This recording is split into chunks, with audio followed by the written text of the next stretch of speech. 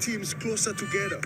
You know, you apply the pressure over a shorter period of time.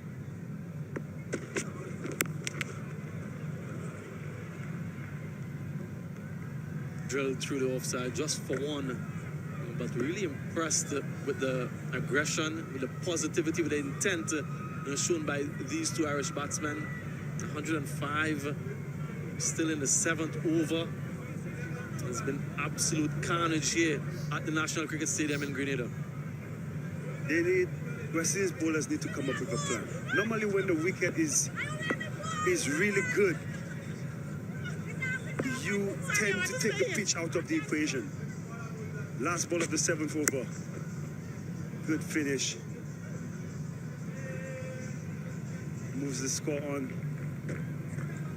to 106 without loss after 7 overs.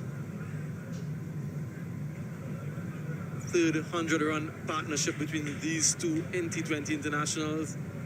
Paul Still and Kevin O'Brien absolutely enjoying these conditions. 6 sixes for Still and 2 sixes for Kevin O'Brien. And all of the bowlers used so far by the West Indies have been put under the pump. Carey Pierre, none for 39. Cottrell, none for 20 and 2.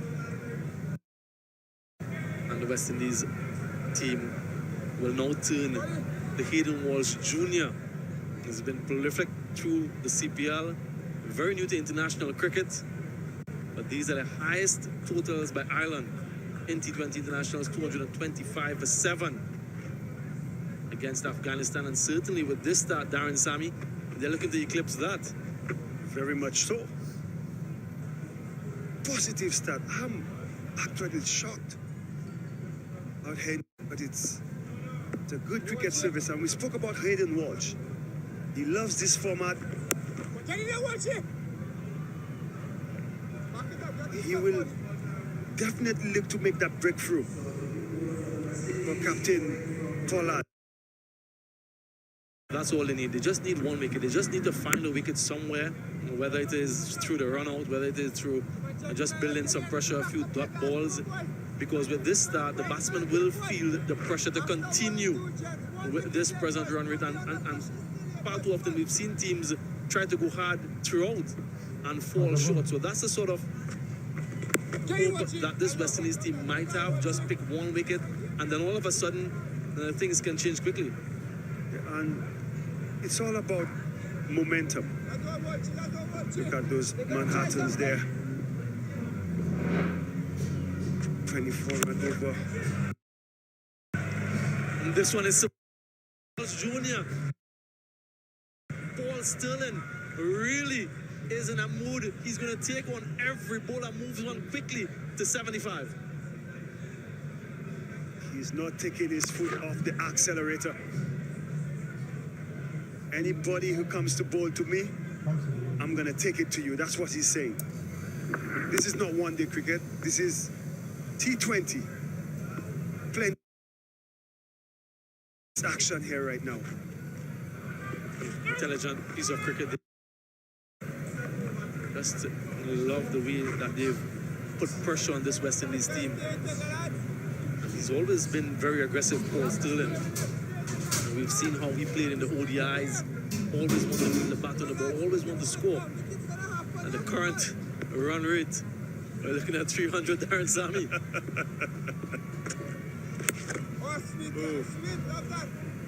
Oh my, oh my. Respect.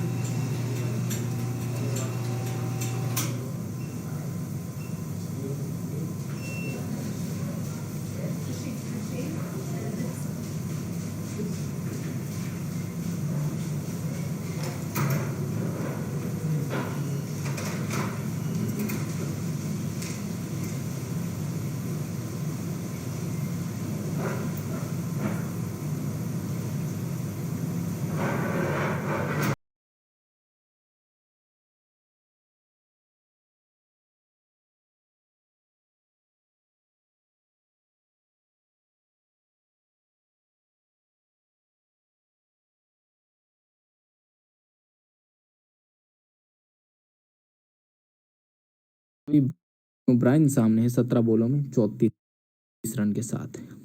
इस ball पर छक्का, देखते हैं भाई छक्का लगता है या फिर कुछ और लगता है। यहाँ पे असम इंग्लिश भाई बोल रहे हैं 220 के ऊपर जाएगा। हाँ भाई 220 के ऊपर तो जाना ही चाहिए। इस प्रकार का जो रन रेट चल रहा है 14.37 का, उस हिसाब से। भाई इंडिया का कब है? भाई इंडिया का परसों मैच है, कल नहीं परसों मैच है। आज की बात करें, आज तो 15 तारीख है, 15 तारीख आज है, कल नहीं परसों 17 तारीख को मैच है इंडिया वर्सेज ऑस्ट्रेलिया का। यहाँ पे 2 रन मिला है पहली गेंद पे, पोलार्ड की बॉल थी। 222 यहाँ पे आकाश भाई बोल रहे 222 बनेंगे प्रोजेक्टेड स्कोर। आप भी अपना अपना बता सकते हो। रिजवान भाई बोल रहे कौन जीतेगा? भाई आज तो गजब का हो रहा है बैटिंग, तो फिर प्रेडिक्ट करना बड़ा मुश्किल है। क्या पिच इतनी गजब की है तो फिर वेस्ट इंडीज़ को भी सूट करेगा। स्टिलिंग 100 मारेगा आज। स्टिलिंग 77 पे पहुंच चुका है और अब देखते हैं क्या कैसा रहता है आगे का सफ़र। स्टिलिंग को सिर्फ देखे तो यहाँ पे 23 रन और चाहिए शतक पूरा करने के लिए। 240 की स्ट्राइक रेट से 7 छक्के लगा चुके पॉल स्टिलिंग। यहाँ पे दूसरी बॉल पे 1 रन है। अब स्टिलिंग स्ट्राइक पर आ चुके हैं। स्टिलिंग 100 बन जाए तो फिर यार मस्त लगेगा। यहाँ पे देखे तो स्टिलिंग का हाईएस्ट 91 अभी तक शतक नहीं बना है T20 अंतर्राष्ट्रीय क्रिकेट में। और 2000 रन भी पूरा कर चुके हैं स्टिलिंग। 2000 प्लस करने वाले कम ही खिलाड़ी है वैसे देखे तो। ये दोनों आउट हुए तो ज़्यादा नहीं बनेगा। हाँ भाई ये दोनों आउट हो गए तो फिर मुश्किल होगा यार। स्टिलिंग बना रहे तो फिर मैच में और भी मज़ा आने वाला है। स्टिलिंग कुछ और खेल रहे 5-6 ओवर, 14-15 ओवर तक ले गए ना स्टिलिंग भाई, तो फिर मैच में रन बहुत बनेगा। 102 बैट्समैन न्यू रिकॉर्ड। भाई रिकॉर्ड नहीं, 100 रन की पार्टनरशिप तो होती है यार। लाइव कहाँ चल रहा है भाई? लाइव फिलहाल तो यार हमें भी नहीं पता यार। कोई बोल रहे फैन कोड पे चल रहा है, कोई कहाँ बोल रहा, पता नहीं यार क्या चल रहा है। मैं तो लाइव नहीं देख रहा यार। मैच कहाँ पर है? वेस्ट इंडीज़ में है मैच वैसे। और सुमित भाई बोल रहे हैं 1000 रन बनाएगा। कैसे बनाएगा यार 1000? West Indies win bye 5 wicket. अब भाई लोग आप भी प्रेडिक्ट कर दो, अब प्रेडिक्ट कर दो कौन है वो, कितना मतलब आयरलैंड का कितना है वो रहने वाला है प्रोजेक्टेड स्कोर। आप अपना अपना बता दीजिए। लॉजिकल कंसेप्ट बोल रहे ड्रीम 11 भाई, ड्रीम 11 हम नहीं खेलते। 260 आयरलैंड। दिनेश भाई बोल रहे हैं 260। आप भी अपना अपना जरूर बताएं। सूरज भाई बोल रहे हैं 230 बनेंगे। 119 पे स्कोर पहुंच चुका है। मैं बता दूं आपको, एक डॉट बॉल थी तीसरी बॉल, तो ये अच्छा ओवर किया पोलार्ड ने। आप भी अपना अपना जरूर बताएं। जैसे जयदीप प्रजापति भाई बोल रहे हैं 2 बैट्समैन 100 होगा तो न्यू रिकॉर्ड होगा। दोनों के 100 हो गए। हाँ भाई बिल्कुल रिकॉर्ड होगा 100। दोनों के 100 हो गए तो फिर रिकॉर्ड गजब का होने वाला है। और दोनों का 100 हो गया तो फिर तो कुल मिला के मेरे हिसाब से तो ये स्कोर जाना चाहिए आपका 240, क्योंकि स्टिलिंग धीरे थोड़ी खेलेंगे यार। स्टिलिंग नॉट आउट जाएगा। यहाँ पे आदित्य बोल रहे हैं स्टिलिंग नॉट आउट गया ना भाई, तो फिर तो भाई 250 बनने ही है। 250 से ऊपर ही बनेगा। स्टिलिंग 3 बॉल बाकी हैं, 2 छक्के। यहाँ पे देखे तो इस ओवर में पोलार्ड ने सिर्फ 4 रन दिए 4 बॉलों में, 5 बॉलों में 4 ही रन दिए हैं। 5 ही बॉल पे कोई रन नहीं था। बिग बैश लीग देखता हूँ। हाँ भाई बिग बैश लीग देखता हूँ। कुछ मैचेस अच्छे होते हैं, कुछ ऐसे ही चले जाते हैं, लेकिन आईपीएल का मुकाबला नहीं करता big bash league. West Indies तो जीतेगा। अनुश्वर भाई गेल का रिकॉर्ड टूटेगा आज। गेल का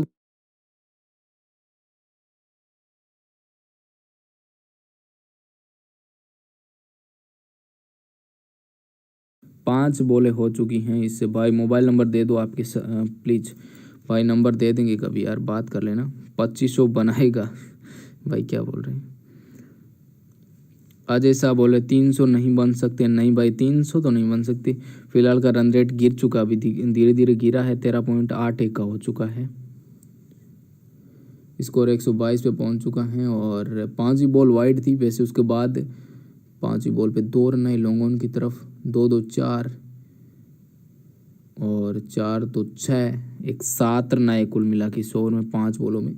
अच्छा ओवर किया है कायन पोलार्ड ने, कप्तान। क्रिस गेल का रिकॉर्ड नहीं टूटेगा भाई। कौन सा रिकॉर्ड है मैं तो पता नहीं। वीरू भाई बोल रहे मारो मुझे, मारे क्यों भाई, क्यों मारे आपको। यहाँ पे आदित्य भाई बोल रहे 235 बनेगा, आप भी बताइए प्रोजेक्टेड स्कोर कितना बनना चाहिए। ये मैच बड़ा गजब का हो रहा है वैसे।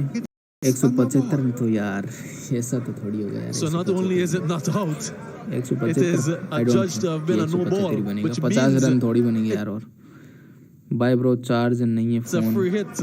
में, कोई नहीं भाई यार, आ जाना सेकंड इनिंग देख लेना, कोई नहीं। यहाँ पे 9 ओवर समाप्त हो चुके, 124 रन विकेट के नुकसान पे। करंट रन रेट 13.78 का है, और इस हिसाब से जो रन बनते हैं वो कुल मिला के 270 के आसपास का प्रोजेक्टेड स्कोर लग रहा है। लेकिन आगे का देखते हैं। बैटिंग 11 ओवर से ऐसा इस मैच में।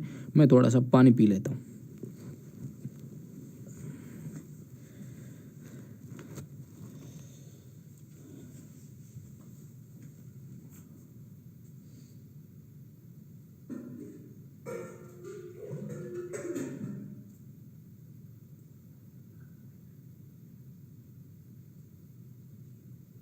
Brian, boy, wouldn't he love to get hold of this one? Okay, where is this?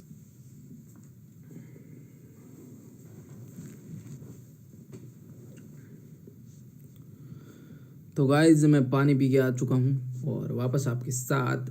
थोड़ा सा मेरे को पेन हो रहा, कितना बोल रहा है गला बैठ जाएगा तेरा। जी भाई यार, गला तो बैठा इस वजह से पानी पी गया है। Ireland dangers team for T20 world cup. भाई वेस्ट इंडीज़ का मेरे को बॉलिंग ही इतना गजब का नहीं लगा, लेकिन फिर भी टीम बड़ी गजब की है। जब पॉल स्टिलिंग बढ़िया खेलेगा तभी यार ऐसा होगा।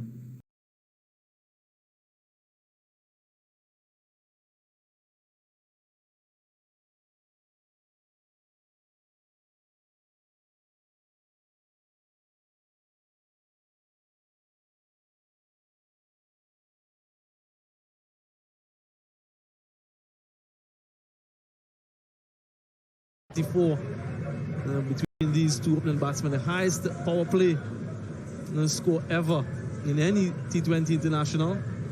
The Irish, they have done it. They've taken the record away from the West Indies, the previous record of 91 against Bangladesh. Kevin O'Brien and Paul Stillen, these two, they own that record all to themselves. Current projected score 276. That will come down the more overs we play. Hayden Walsh Jr. continues. What did that miss? Trying to go for another big shot. Kevin O'Brien misses it completely. Nicholas Pooran as well didn't manage to hold on. Not a chance. No. Looked like that was the googly. But Samuel, at the toss, you did ask the captain Balburney how easy it is to adjust from the ODI game to the T20 format. There's your answer. With the modern cricketer and so many formats being played so quickly, not much time. The umpires signaled dead ball. Kevin O'Brien was just giving himself some room, and perhaps it was off-putting for the umpire. The signal dead ball. Kevin O'Brien is just indicating to him that he knew what he was doing. By Patrick Bastard. Obviously, he thought that maybe Kevin O'Brien was pulling away. So I can understand from the umpire's point of view, but also Kevin O'Brien, he's just smiling. Everyone was outfoxed there.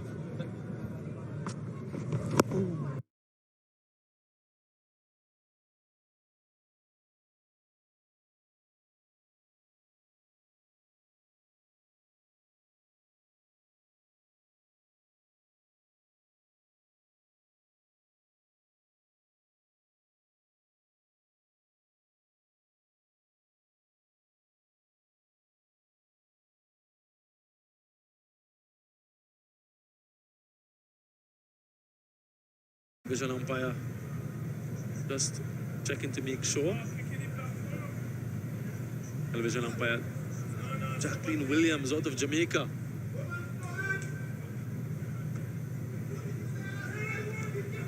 Darren Sammy, good bit of feeling.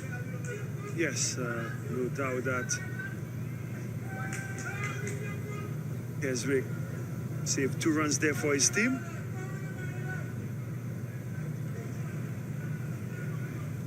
But advantage on Ireland. Almost halfway through the inning. Paul Sterling and Kevin O'Brien been very dominant. Another ball for Hayden Walsh Jr. He's got 8 dot balls now. 7 dot balls now, beg your pardon. The other bowlers combined, well, they've gotten 8.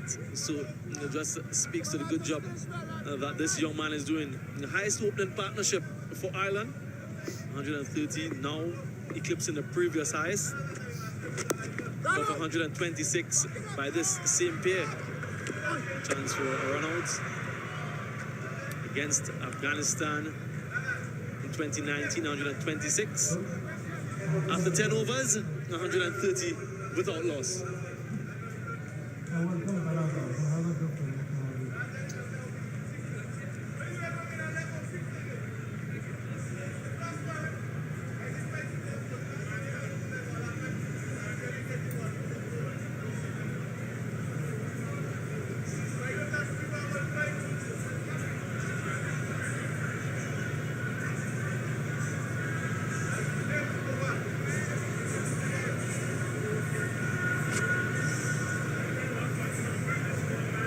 High-octane contest here between these two sides.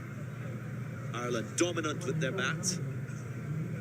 This man in particular, Paul Sterling, 79 from 37, 7 sixes in his innings so far.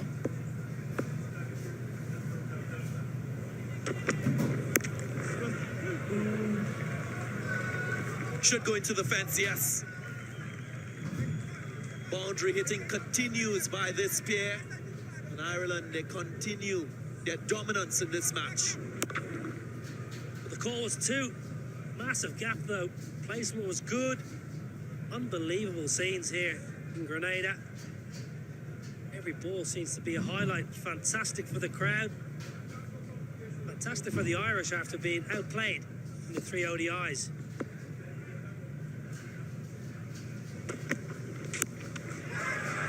This goes sky high. Fielders convergent. Karen Pollard gets under it and puts it down. Wasn't the easiest of catches. He called for it and couldn't hold on. Well, I don't know if he wanted it straight away. I think the initial moment when that ball was in the air, Pollard was looking around to see who was there to help him out. The cutter, toe end, Kevin O'Brien feels he's gone. Massive hands, Karen Pollard. Dropped one in Barbados, the first ODI at mid-wicket. Big wicket, missed.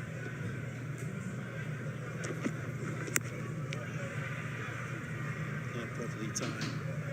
Ball just plugs a bit. Good running again by these two. Well, a couple things with that catch. The wind is blowing across the ground, so that ball is continuously going to be moving away from Karen Pollard. The second thing you notice, Niall, it's the converging fielders. That peripheral view of someone coming into your sighting could just distract you as a fielder.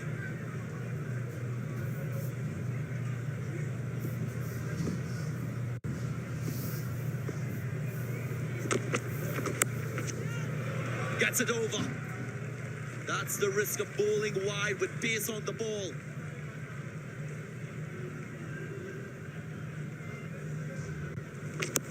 Just joined us, folks. You've missed an absolutely unbelievable power play. 93, 4s and 6s aplenty. Highest power play in T20 history. Paul Sterling hit his highest ever individual score in a power play. Remarkable batting. Absolutely brilliant to watch. Not if you're a West Indian. Well, we've seen some records tumble at this venue. England in 2019 scored 418. And a one-day international. West Indies got to 389. Again, a run fest in this first T20 international. Ireland really good with the bat.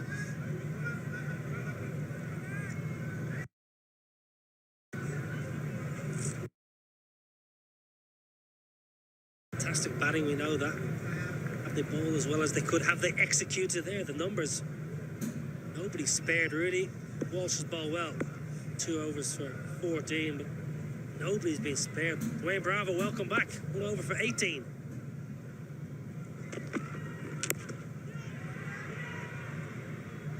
This chips this one. There was no intention of trying to hit this to the boundary. Kevin O'Brien, very controlled. End of the over, 143 without loss.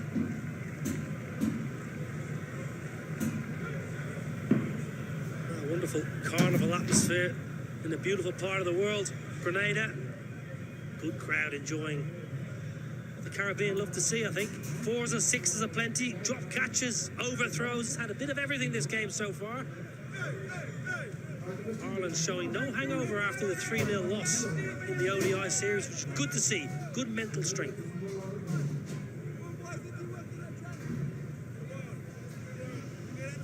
Just update those of you looking on. These two teams would have matched each other on 4 previous occasions in T20 internationals. 2 wins for the West Indies, 1 for Ireland. Fumble in the field. Things not going right for the West Indies with ball in the field. That's pressure. Oh, plenty on his mind. Bowler's gone around the park. He dropped the catch off his own bowl in the last over of Kevin O'Brien. What goes through the experienced Conor Pollard's mind at the moment? They need a wicket. They're desperate for a wicket here, the West Indies. And again, the power of this man, Paul Sterling, very impressive in this innings. 150 up. Oh, you can hear the stump mic. Wow. That's the West Indies wicketkeeper. Fantastic stroke. Paul Sterling. This is remarkable. Yeah, just let's have a look at the seamers, the West Indian seamers and their lengths. Look at those pulsating yellow balls. Ireland scoring on all lengths. 193 on length in the slot. Not many Yorkers in there, Niall O'Brien, so maybe it's something that the West Indian bowlers will want to do in this second half of the innings. I spoke about this opening partnership. This has been the highest opening partnership in T20 internationals against the West Indies. Previous best, 136 by Guptill and Monroe.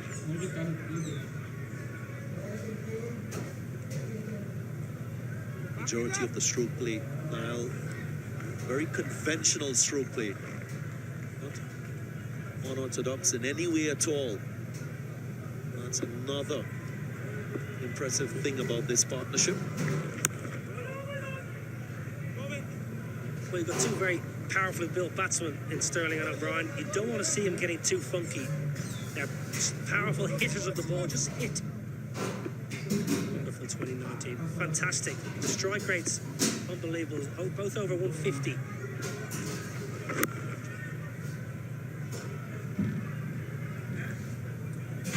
Ten runs from the over. 153 without loss.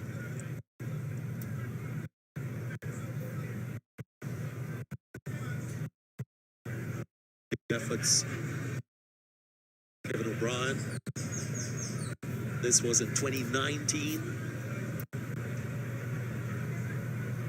Virat Kohli on that list, but nowhere close to Sterling and O'Brien.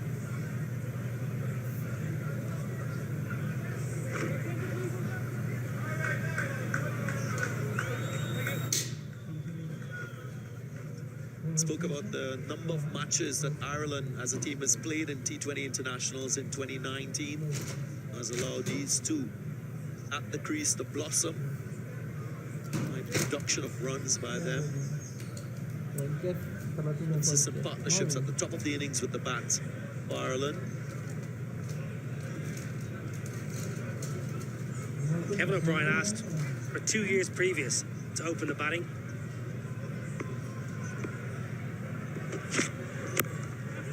For 2 years previous, before getting the opportunity to open the batting, Kevin O'Brien kept asking, can I go up the order? Because he opened in domestic cricket, played 2 years in the CPL with TNT. And he was being wasted. He's batting at 6 and 7, and every game going in with 8 overs to go, needing 14, 15 over. The game was lost. And his numbers up to, I'd say, 18 months ago were very poor, both average and strike rate. So Graham Ford and Gary Wilson, who was the captain, had no real option just to give him the opportunity because the power play was being wasted. And Paul Sterling was, Ireland were too reliant on Paul Sterling.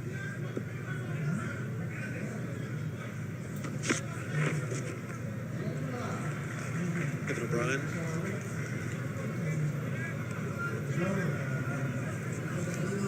Debuted against Scotland in 2008. Been around for a long time. That's what you want, your experienced players facing most of the deliveries in a T20 match. So that's really commendable that Ireland has finally made that choice to promote O'Brien and look at the rewards.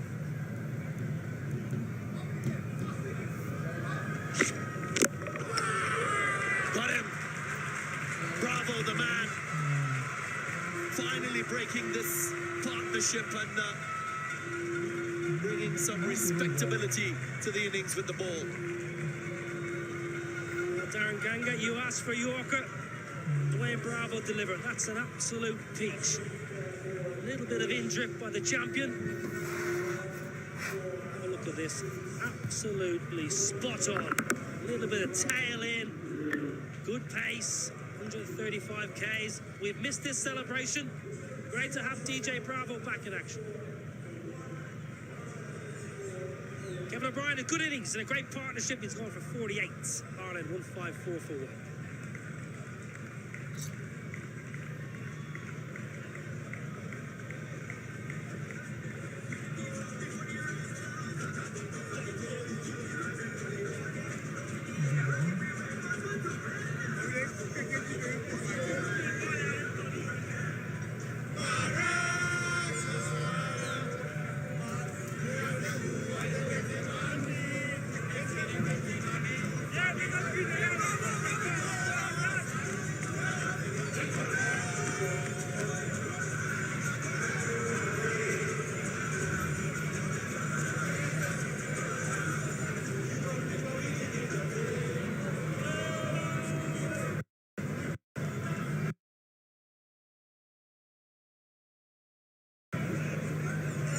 Rare success for West Indies has brought birdie. This time the length was the important thing here. And the lateness of that little bit of tail back in. Missed that. Really have missed that on the field for the West Indies. Still advantage Ireland, 154 for 1. Burnley, the captain. Sterling eyeing up a century.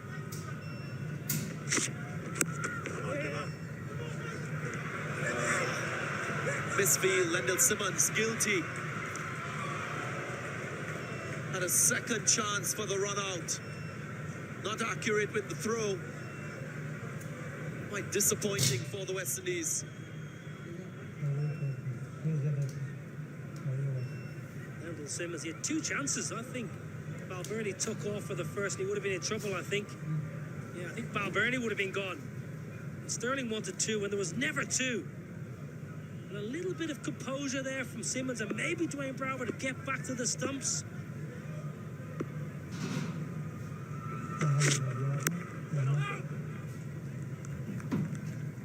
Fielding out cricket, so crucial in T20 cricket. 13 overs gone, 156 for 1.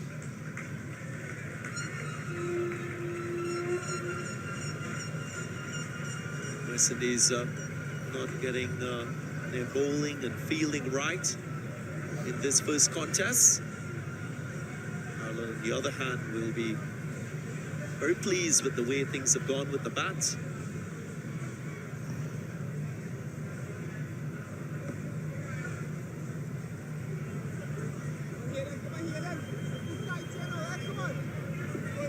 Many West Indian fans would be stunned with this effort.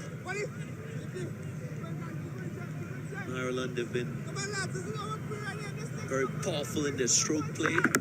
This was a one success for the West Indies with the ball. We spoke about the Yorkers. Last over for Hayden Walsh Jr. He should get a wicket here. Gets it. Evan Lewis makes no mistake, so one wicket brings another. Deserve that, Hayden Walsh. All well today. Not afraid to toss the ball up. Paul Sterling going leg side. He's had a lot of joy going in that deep mid-wicket region today. Paul Sterling, second highest score for an Irishman in T20 international cricket. Doesn't get this one out of the screws. He knows he's in trouble. He really knows. He's disgusted with himself. So close to a century. Good catch in the end by Evan Lewis, who was just swerving away. That man deserved that wicket. He's been excellent today, and all others have got plundered. He's held his nerve. Paul Sterling's gone. Fabulous knock. Ireland 156 for 2.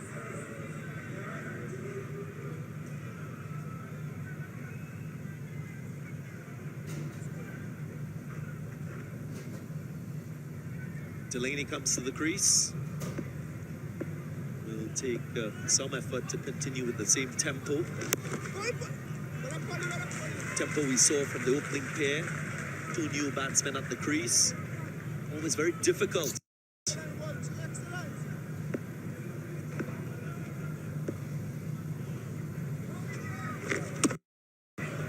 When you say difficult to keep up that momentum, it's almost impossible. I think from Ireland's point of view, they don't need to try and keep emulating Sterling and O'Brien. They need to find their own way here. Bernie and Delaney, just keep the momentum going.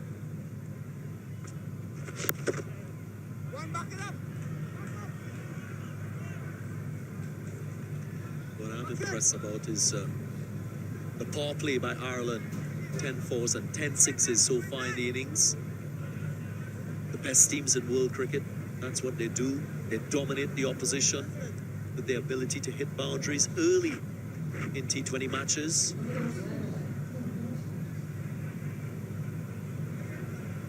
Slip in place for the new man. Kyron Pollard on the attack. He's got Dwayne Bravo at slip. Last ball for Hayden Walsh has been excellent today. Ends with 14 dot balls in his complement of 4 overs. What an impressive spell of bowling from the young man who grows in strength and stature in international cricket. 157 for 2.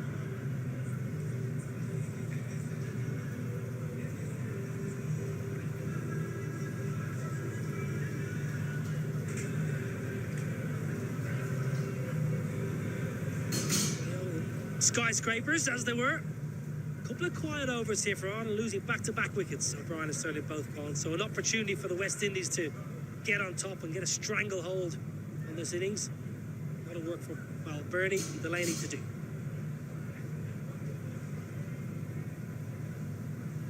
Scoring rate just dipping a bit with the fall of the openers for Ireland. Bravo will continue.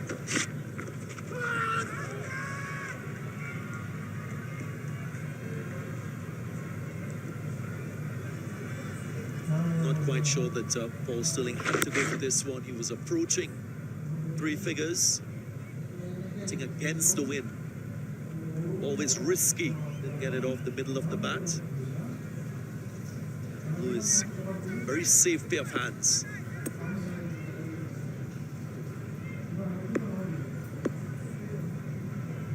Missed everything. Good call by the umpire, Gregory Brathwaite.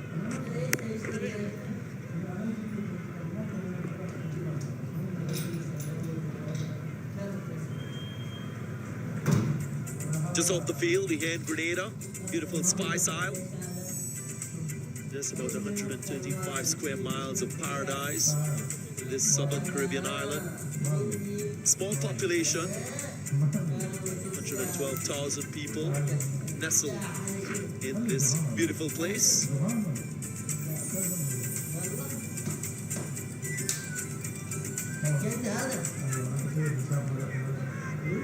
It's a national flag.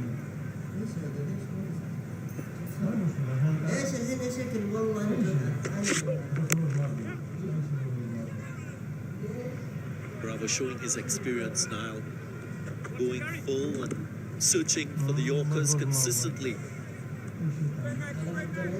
Yeah, it's been his footprint for the best part of 15 years or so now.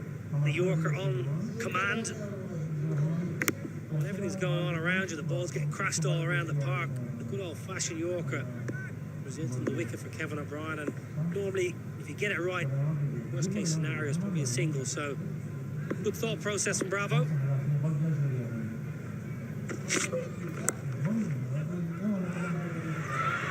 Makes up chance. Had to be a done. There's no way the wicketkeeper would have gotten to the stump, so the accuracy of the throw was very crucial. Playing Rutherford the field and the howls of Kent in the stands. Is there a chance for the keeper? I don't think so.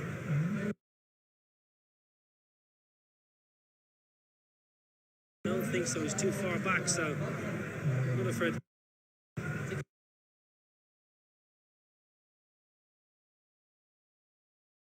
Rather unhappy here with what they've seen so far. Keep coming off the success. And at this stage, should be thinking about a score in excess of 200. They've achieved that 5 times previously in T20 International, so not something they're not accustomed to doing, scoring over 200 T20s. Bold, you would have thought they need 200 against this powerful West Indies side. Very easy to get carried away when Kevin O'Brien and Sterling are going all guns blazing. With 210, 220 is superb.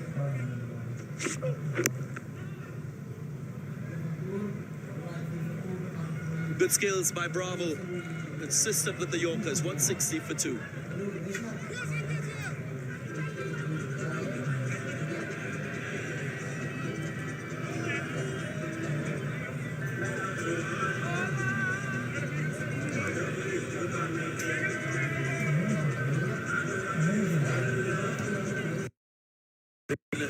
What they're seeing, these supporters, of course, they are expecting West Indies team to entertain later on. 160 for 2 after 15 overs. 5 overs left. Projected score now 213. Gary Pierre comes back into the attack. Been given the treatment in his first spell, not 39 and 2. He will need to bounce back. And this one is punched over the top. A bit of misfield there by Hayden Walsh Jr. Allows them to complete the last 13 balls, 6 runs. And this one, and it is taken. A simple catch there for Kestrick Williams, and Gary Pierre that picks up another wicket for the West Indies, and perhaps on the charge.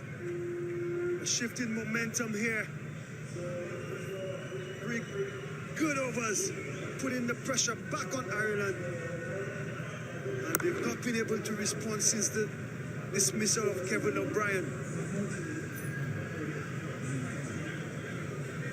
But Bernie goes for 7. It's 162 for free.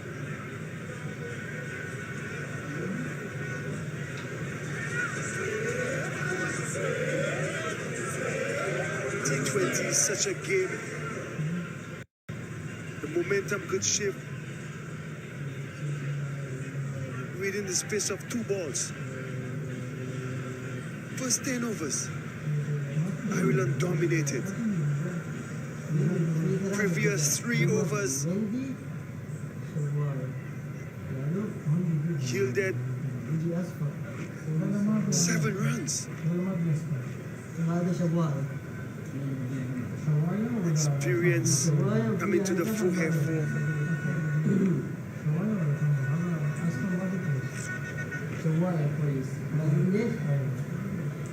West Indies putting the momentum back in their favor. The previous 3 overs yielded 7 runs.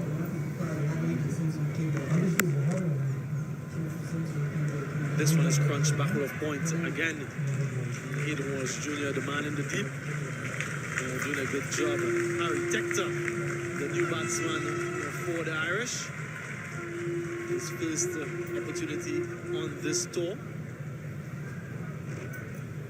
And I'm sure he'd want to make an impact. 50 matches. A good striker, decent striker, just a touch on the 133. Another chance for a wicket, and another wicket taken. 2 wickets in this over from Gary Pierre, an excellent catch from Dwayne Bravo at backward point. The wheels are falling off here for Ireland. LBJ trying to emulate that amazing partnership between Kevin O'Brien and Paul Stirling. It's not about matching them. They keep losing wickets. But for 10 in the space of 3.4 overs, Tector goes for 2. It's 164 for 4. Certainly these supporters are now really enjoying what they're seeing, this really fighting spirit from the West Indies bowlers after being plundered in the initial part of this match. Really pulling things back at 164 for 4 to the 16th over. At one point, 154 without loss.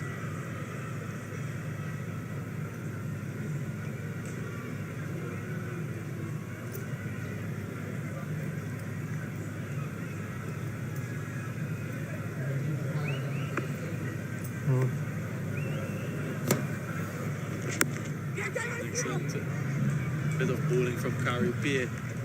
Just the 5 runs in this over from 5 deliveries, but picking up 2 crucial wickets. And this is the second of the 2. Smashed straight to Dwayne Bravo, who takes a nice low catch.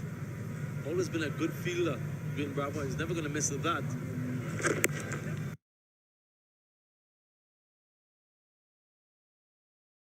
Last ball. Just a single and an excellent over.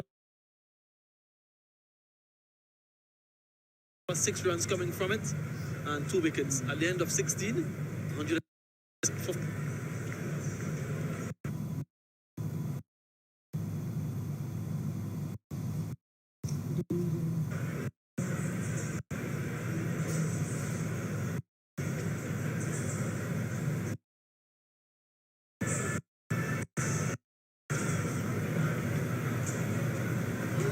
Wonderful partnership between Stirling and O'Brien. But since the dismissal, it's been all West Indies.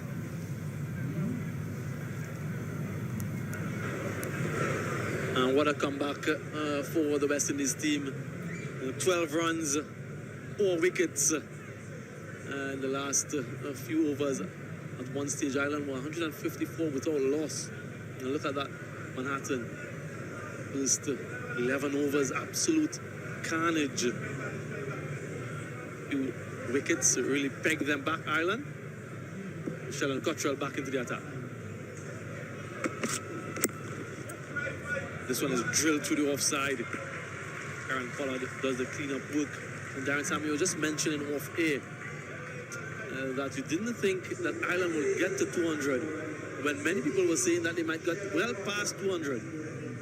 Yes, Samuel, you analyze the game, you see how Paul Stirling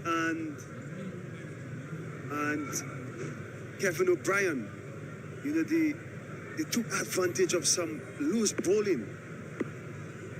But T20 is all about momentum.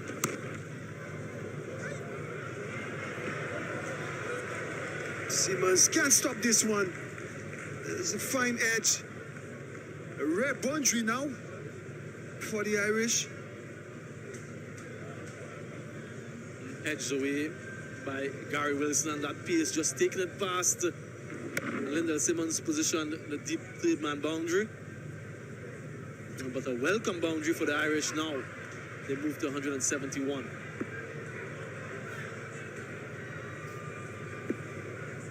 First boundary since the 12th over. Chance for a run out there, Derek hits. And misses it. Another chance for a run out to do overthrow. And he's home. So a good bit of running here from these two. Just needed a direct hit from Carey Pear. Coming back to that point I made off air, Samuel, you just could see the momentum shifting. You had Hayden Walsh bowling an over that went for about 2 runs. Then the dismissal of Kevin O'Brien, followed by... This one is drilled through the offside in the gap and goes all the way for 4. So 2 boundaries in this over after a space of a few overs without any boundaries. So some momentum towards the back end now. And that's where Pollard and his bowlers have to be really smart. They've done the hard work, bringing back the game in their favor after such a brilliant start from Ireland. Now, the last 3 overs, they really got to be spot on. You saw Dwayne Bravo come back, use his experience.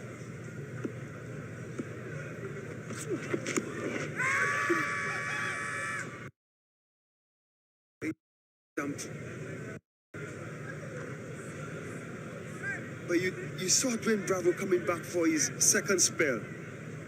Oh, all of that's gone for the review. Thanks, Gregory. Third umpire to director. There's a player review for LBW given not out. It's a fair delivery. Can I move on to front on, please?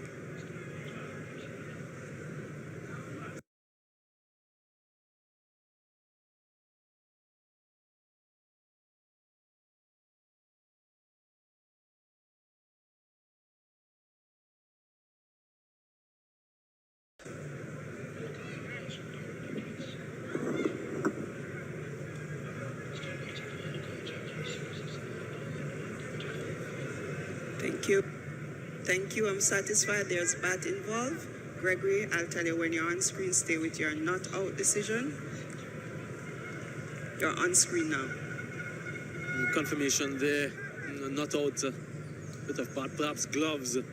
TV umpire Jack Pin Williams out of.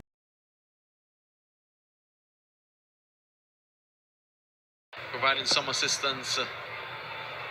The on-field umpires here today. Patrick Gustard, Gregory Brathwaite. A good bit of bowling here.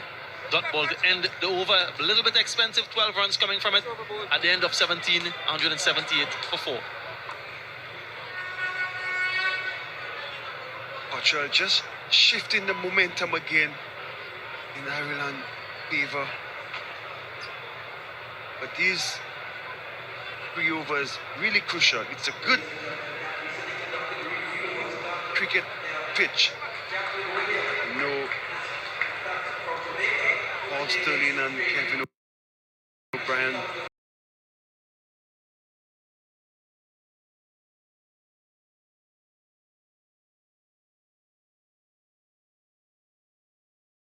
O'Brien, they played excellently. 178 for 4 after 17 overs, 2 overs left on the stage of the game. That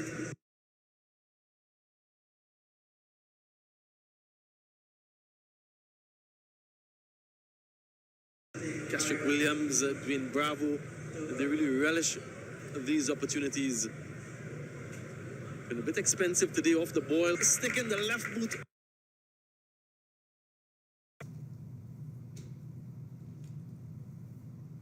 Trapping that one.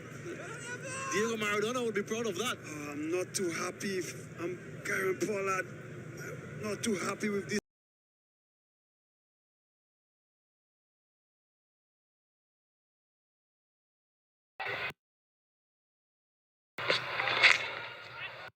Keswick Williams some variations. And these are the wickets that have fallen. The first to Kevin O'Brien.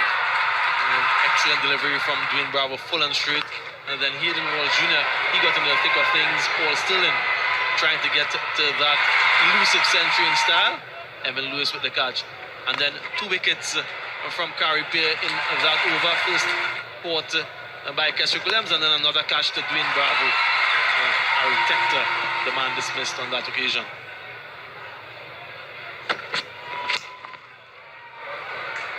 And again, this one is pulled through the one side, and this time he finds the gap. Shurfin Rutherford, the man in pursuit, he was not able to get there. Yes, a bit too short from Keswick Williams. With Delaney just hanging on the back foot. I think Pollard would go across to him, telling him use his yorkers on this surface. And that would be the wise thing. We saw Garrett Delaney in the ODI series opening the batting. It was really good against the short ball. And this one is full and driven straight down, back past the bowler towards the side screen. And a magnificent hit from Garrett Delaney. First a 4 and now a maximum. Keswick Williams looking to pull that yorker. He was a few inches short. And Delaney just playing through the line of that ball, dispatching it straight back over Keswick Williams' head for a maximum.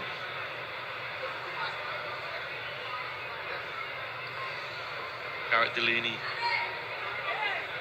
opened the batting in the ODI series, and some really good hitting from him.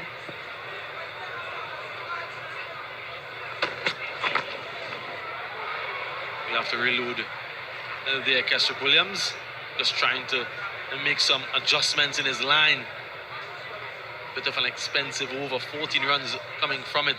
And so far, 2 balls left. Just going through that bowling card there. Keswick Williams, he has 1 over left.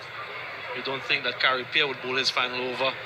And Dwayne Bravo, certainly he would be operating from the media center end to finish his allocation.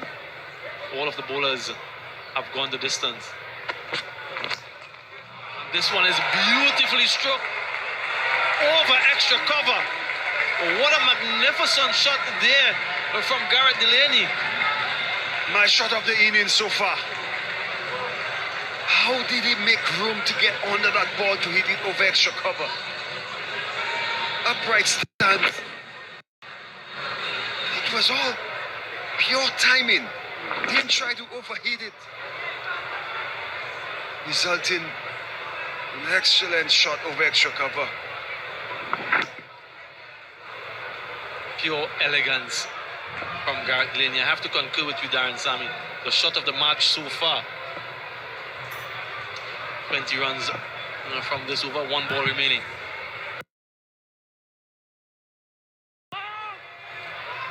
Finishes with a dot. At the end of 18 overs, Ireland 198 for 4.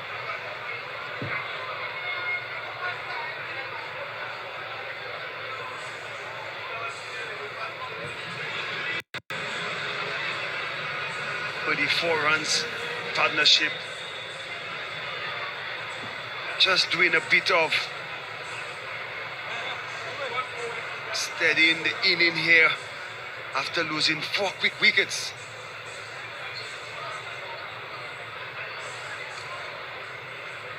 Two overs left in this innings, and certainly on course to go past 200 here at the National Cricket Stadium in Grenada, and setting things up nicely for an entertaining chase a little bit later on. And I'm sure everyone tuned in, everyone here at the stadium, they will be expecting this West Indies team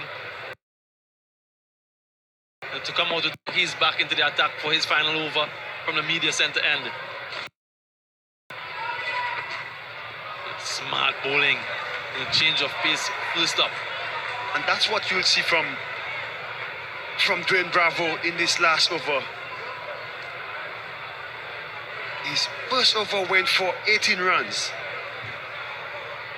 But so far, in his next 13 balls, he's managed to pull things back.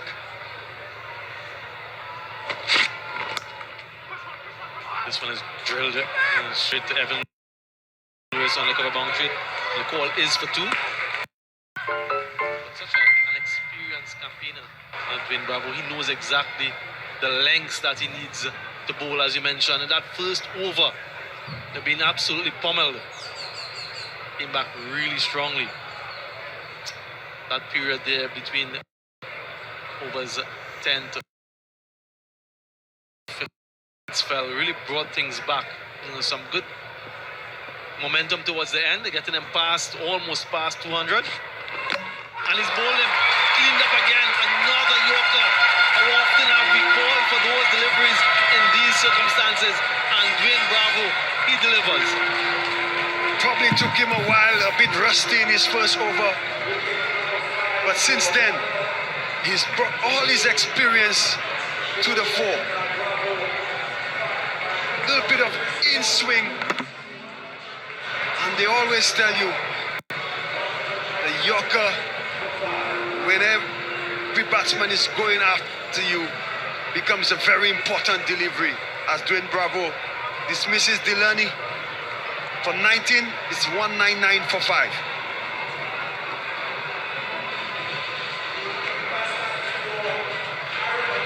Garrett Delaney did his job. A quick fire 19 from him. But the crowd well and truly into it now. It's been blazing here. It's just after lunch at the local time, close to 3 p.m. Everyone enjoying themselves. And I'm sure they're looking forward to a very entertaining run chase. And the new batsman, George Dockrell. He's been around for quite a long time. Brought in specifically for the T20 International Series. 74 matches, so heaps of experience from him, more specifically into this team for his bowling and opportunities to help this Irish team get past 200.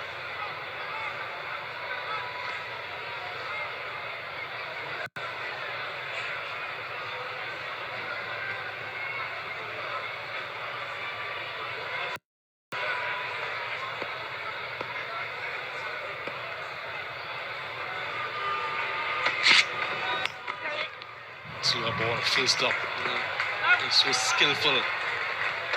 Dwayne Bravo, and the 200 comes up for the Irish, the 6th time that they've gone past 200 in T20 International. But look at this from Dwayne Bravo. On the money, on the mark. The first over, you'll give him down to, as you mentioned, a little bit rusty, out of international cricket for a number of years, but certainly he's made the adjustment. Yes, and you always talk about the experience, he brings to that bowling lineup. And today, we saw that on display. He did not bowl the same ball twice. It was either Yorker, then a slower ball, just not letting the batsman settle.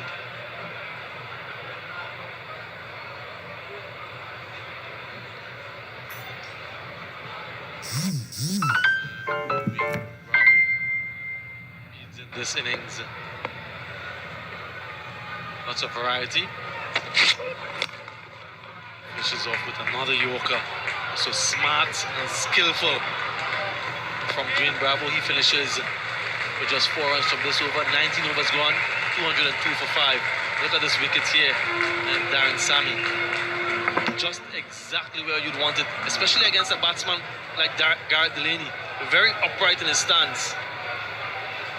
High backlift, just couldn't get it down in time. Dwayne Bravo on his return to international cricket after being hit for 18 in the first over. He finishes with just 10 runs in the next 3 overs, finishing with 4 overs, 2 for 28. Ireland started off really well. They'll be quite happy with the score after 19 overs. 205 for 5 with Paul Stirling and Kevin O'Brien. The opening pair was absolute carnage on the West Indies bowlers. The final over coming up. Sheldon Cottrell is given the responsibility.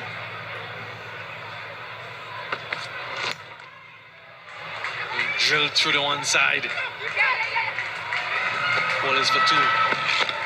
And makes it easily in the end.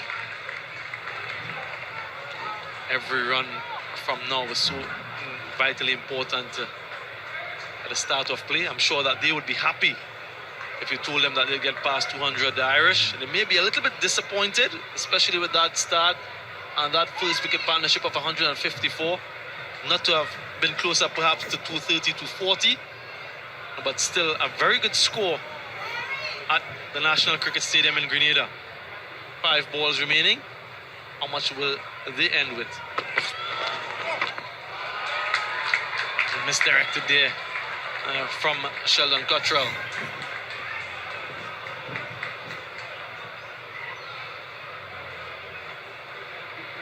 Ten wides so far, 14 extras in total, so a bit indisciplined there from the West Indian bowlers.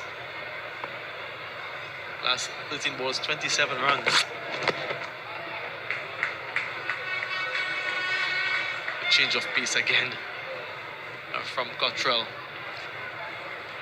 Been really good in 2019 to finish off his spell really well. 3.2 overs, none for 36. 4 balls remaining in this innings.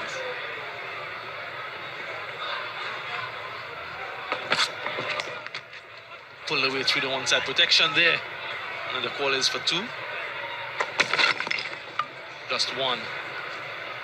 Nicholas Pooran, a little bit clumsy there. He took the stumps with him.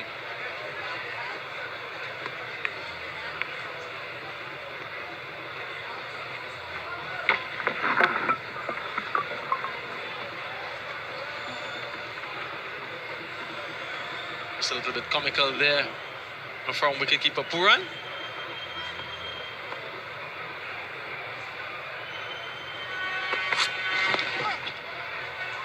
Nice tight lines being employed by Sheldon Cottrell. No opportunity to free your arms. Also asking you to hit against the wind. So smart, good bit of decision making and a good plan. Variation of pace, the Yorkers, tight lines. This is what you expect from your experienced players.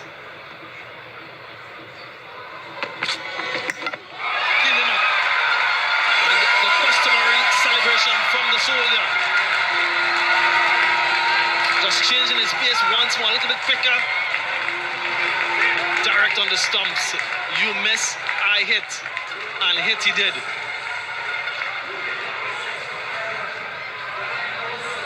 Just middle stump, top of middle. Middle peg goes for a walk.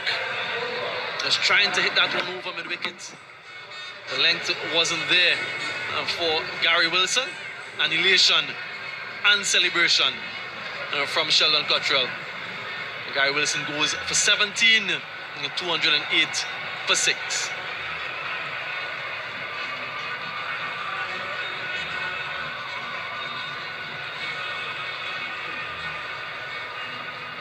Simi Singh, the new batsman, and he'll be on strike. 1 ball remaining in this innings.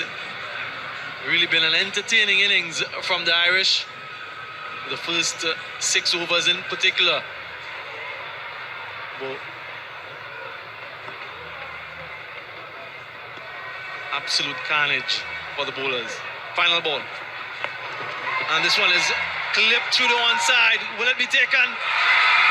Yes, it is taken. Evan Lewis, in the end, maintaining his composure, controlling his momentum, and completing a fine catch to 2 wickets to finish the innings from Sheldon Cottrell.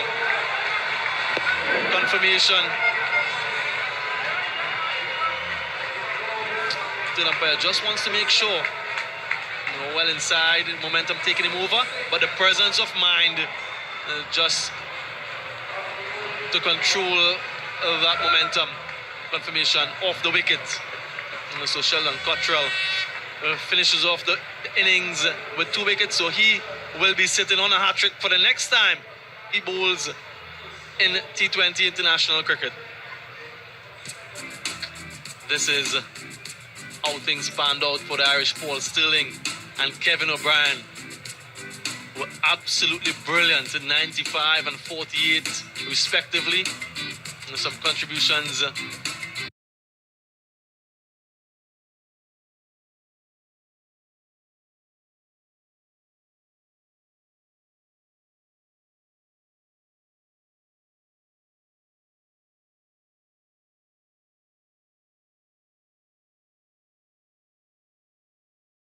First 5 overs is not a position that Imran Qais is going to be happy with, but he's got that experience behind him and he's got to guide his partner Avishka. He's doing well like that. Big one once again, swung around and it's gone for the maximum once again. It's been a big over for the challengers. That is a cracking shot. The slog sweep. Picked it up very, very early. Already hit the 6 in the very first delivery in this over. There you go. Beautiful connection. And he knew the moment he hit it that he didn't have to run because it was going many a miles, 80 meters the distance. Again. One bounce to the fence. 20 runs in that over. Massive, massive over. After the enough 5 overs, challenges 40 for 2.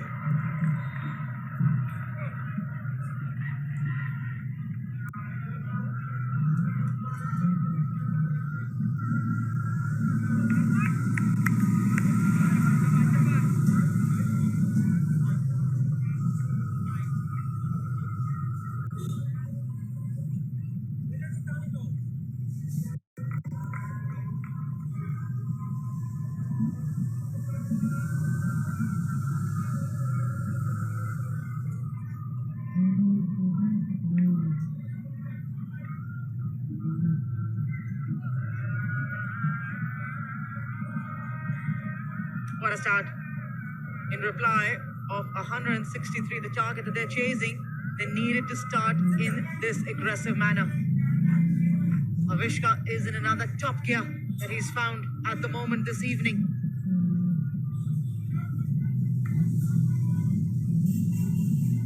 Santoki, second over.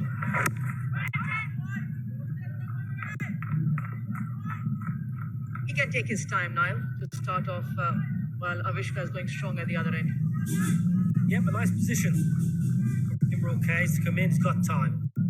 Avishka's in good form, striking the ball well. This is good to see. Come in, finished work for the day. 4:45 local time. Santoki. 4-for-9. The big no ball last over. Got away with it. Didn't go for too many. Those figures at the moment are looking relatively good. 40 for 2. It's going to be a good chase here for the challengers. So the Thunder played well with the bat. Played nicely. Got a good score. First game of the tournament.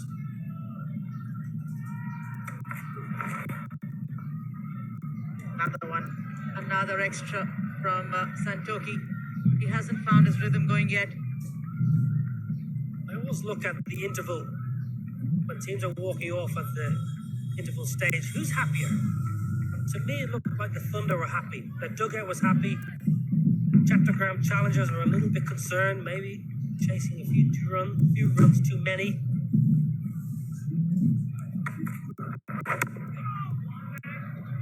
He wants one. She'll get one. Fairly comfortable single. Yeah, just looked like the Thunder were happy. Got good runs on the board. First game of the tournament. Get yourselves into position. That's why the pitch report I thought, get runs on the bound to be some nerves about. Playing well. Interestingly poised there. Interesting you mentioned that Thunder looked a happier side, largely, definitely because of the innings that Mohammad Mithun played. For sure, he was the standout performer, but I think just the manner in which they made sure that they got 262, those towering sixes, that aggressive approach that they managed to get after the 13th over. I guess it's lot got to do with the last 20 or 25 minutes of a team, which just tell you exactly which side is in which mood. Bound to be some nerves about. Satoki bowling fairly slow pace. That's the main man there, Mohammad Mithun. Very talented cricketer, we all know that. Been watching him for a long time. Fabulous. Absolutely wonderful. 84, not out. You always love a not out as a batsman. Right, 175. 5 maximums. He started slowly. 12 off 16 balls at one stage, but a little bit like Imran Kays, he had a player at the other end playing well. Right.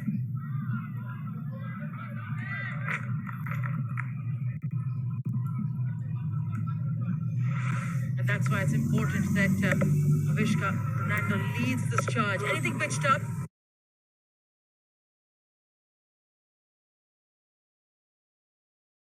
Walsh Jr. He was very good in terms of his economy, and he picked up that important wicket as well. In the run chase, the West Indies will require 209 runs to go on to win this first one-day international.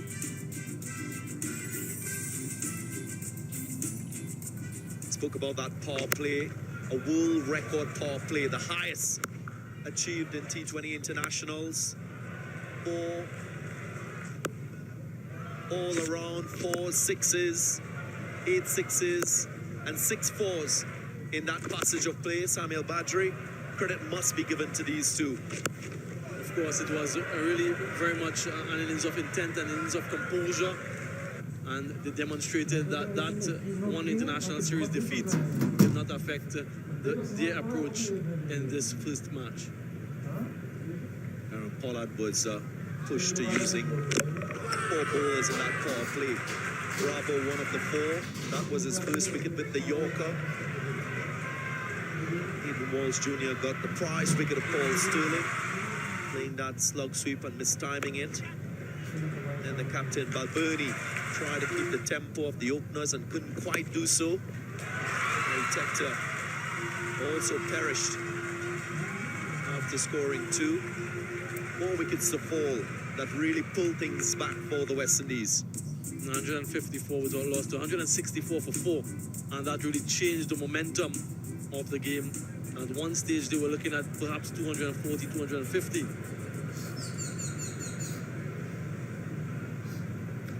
Welcome back to this run chase where we expected to be action-packed. The first innings really rollicking from the Irish, and it's set a challenging total for the West Indies batsmen. It's a powerful batting lineup, but they will need to perform. Look at these highest total by Ireland.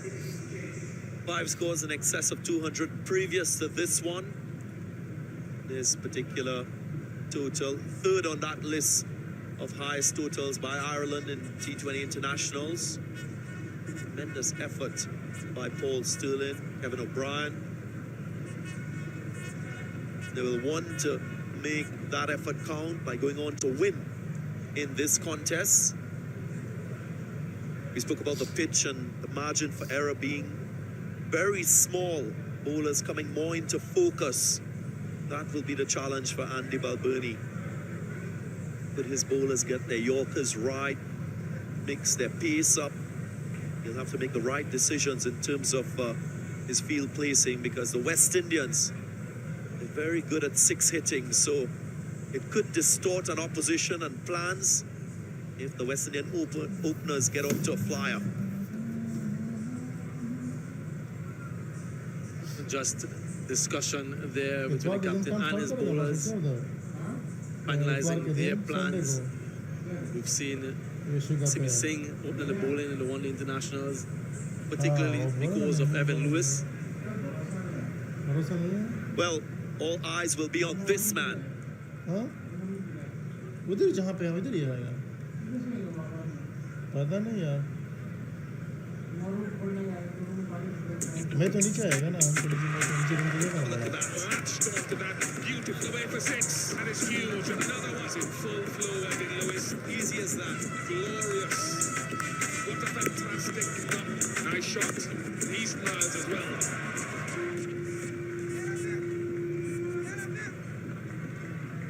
Lendl Simmons, just saw Evan Lewis, who scored that magnificent century in the last one-day international, got to 99 in the first one-day as well, so he's in good form.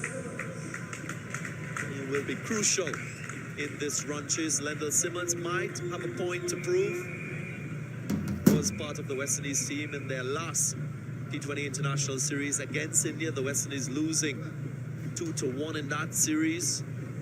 Also lost to Afghanistan previous to that India series. Evan Lewis, strike rate in excess of 150, good healthy average in T20 cricket. 2 centuries against India. Lendl Simmons, his partner, on the back of an excellent CPL, making his international T20 return, 50 matches. I would want to improve on that strike rate, but very good the last few months coming from the Bangladesh Premier League. Opening the bowling as we expect. Simi Singh, off spinner. He's had a solid ODI series. First ball up.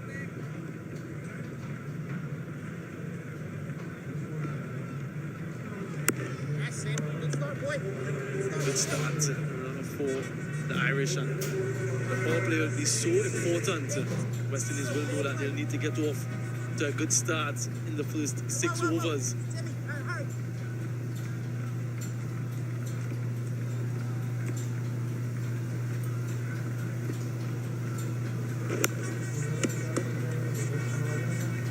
These two batsmen will know that in as much as they're chasing a huge score, 209, they still need to go through the process, which is to get themselves set, get a feel of the wicket, and of course they can make up a little bit later on.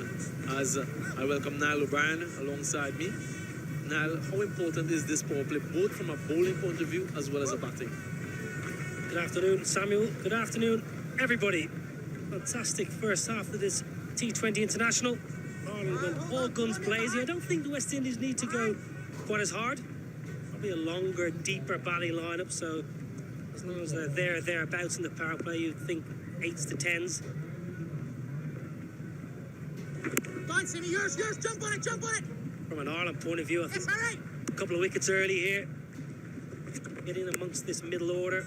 Lots of left-handers in this West Indies side. Ireland have these spin options. Should be a very fascinating contest, really. Wonderful crowd in. Beautiful weather, so we're set for an absolute cracker here this afternoon.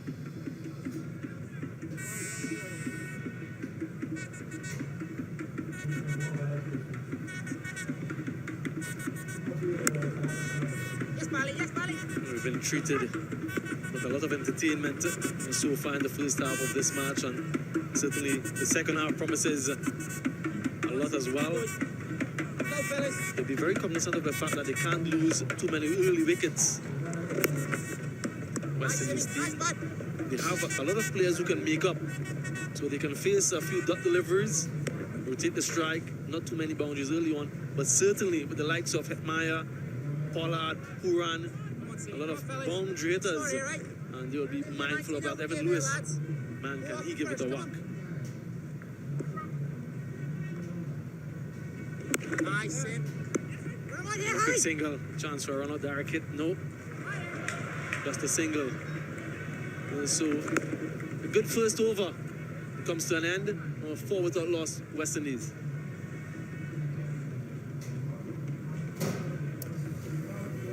Fantastic first half for Ireland, but still plenty of work to be done, you would feel.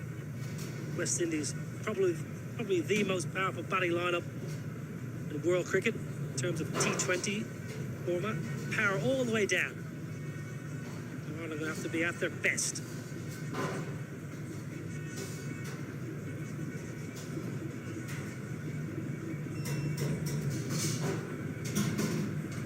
Quite a long batting line up there. Different Rutherford, being Bravo as well. There's a lot of ability with the bat. So they may feel very confident in chasing this total down. It's a good pitch. So what the Irish did, Barry McCarthy been given the new ball. And from the river end, he was solid through the ODIs. Yeah, hasn't had as much success in T20 as ODI cricket, McCarthy. That's a pretty poor start. Short down leg side. That's one place you don't bowl to Evan Lewis, that back of a lane, because he helps the ball up over fine leg, deep backward square. It's a real strong area, that backward square on the leg side. I'm surprised McCarthy's not bowling around the wicket. There are his numbers today. Not early in his career, obviously. Economy 10.83. He might take that today.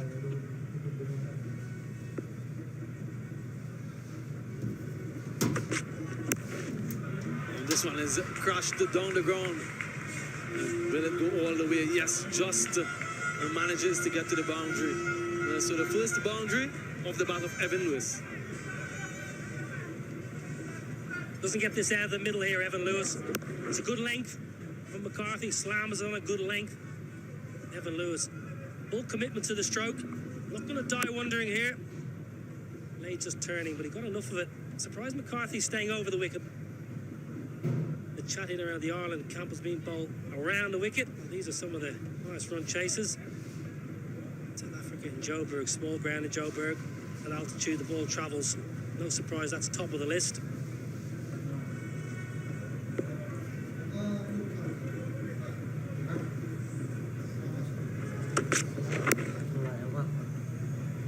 Nice tight lines is what Barry McCarthy will be after. Evan Lewis so strong, square off the wicket. And very good at picking up length as well.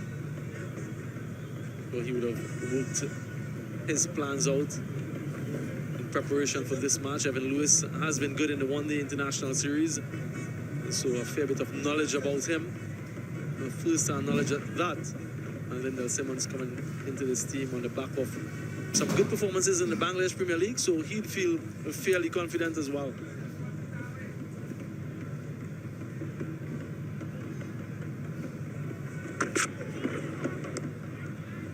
And good areas here. And from Barry McCarthy, straight up. Evan Lewis, the man well and truly in form. 100 in the last one-day international. And strong with the sweep. Very strong off the back foot with those pulls, and anything that was pitched up, he was prepared to go through the line. He got 99 in the first match, stranded, unbeaten, and very close to getting 200s in the series. So excellent form, and want to certainly continue with that. And they will be expecting him to get them off to a good start.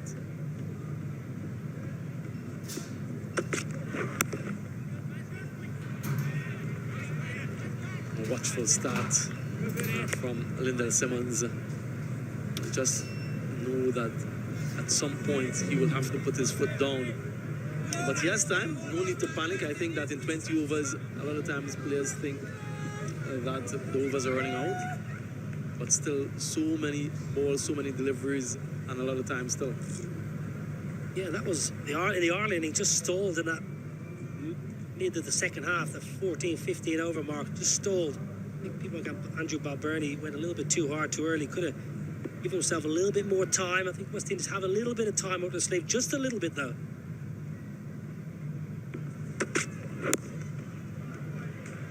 Well, I watched Lyndall Simmons in the BPL, and his form was a little bit indifferent at the start. He had a few good innings, then it was littered with a couple of low scores. So he's a bit of a touch player, a bit of a feel player.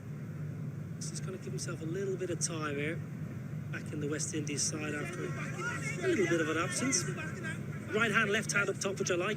I think it's difficult for bowlers sometimes to readjust. So that's a nice plus point for Bill Simmons' men.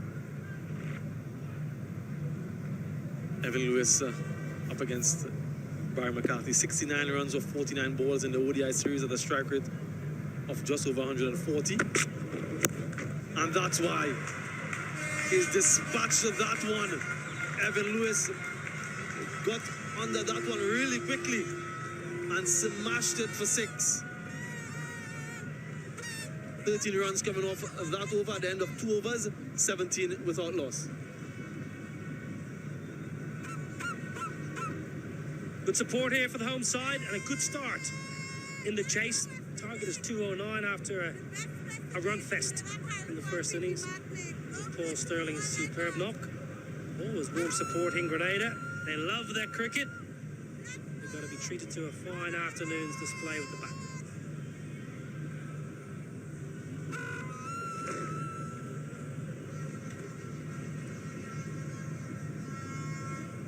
This is the last ball of the last over. Too short to Evan Lewis in the kind of form that he is in. Timmy Singh continues. Touch! And this one is smashed back past Timmy Singh. The umpire had to move out of the way and move quickly. Lyndall Simmons into the act. Well, a rather quizzical look from Gary Wilson, the keeper, at Simi Singh, saying, why didn't you go for the catch? I think this ball was just struck too firmly. Straight pull, nearly taking out the umpire. You just feel that Lyndall Simmons will fancy his chances against the off spin of Simi Singh. And again, he goes straight. And again, he gets the result he's looking for. Taking the right options early on, Lyndall Simmons, and getting the just reward.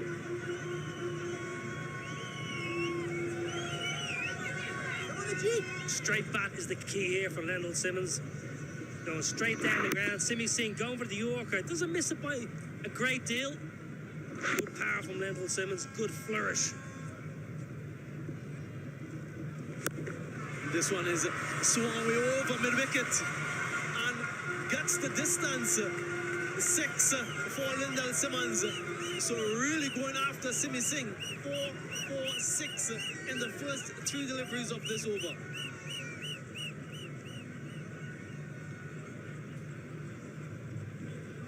Simi Singh under the pump here. Lyndall Simmons. Good extension of the arms.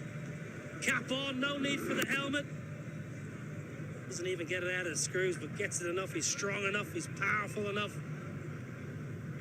He's up and running here, Simmons. Had a little bit of a look in the first over or so, but he's into his groove now. Simi Singh under pressure. Well, This time he bowls a wide, just trying to change his line of attack. He can't afford to bowl straight to the right-handed Lyndall Simmons. So just a little bit of an adjustment that he's trying to make. Try to hit this one through the offside, a bit of an inside edge. He gets a single. So he'd want to be on strike for all the balls in this over, Lyndall Simmons. Well, I think Simi Singh could have maybe bowled round the wicket to Lyndall Simmons and just tried to cramp him, tried to spear it into that middle of the leg. As soon as you go in the arc, even straight off stump, Simmons is going to drill you straight and drag your leg side.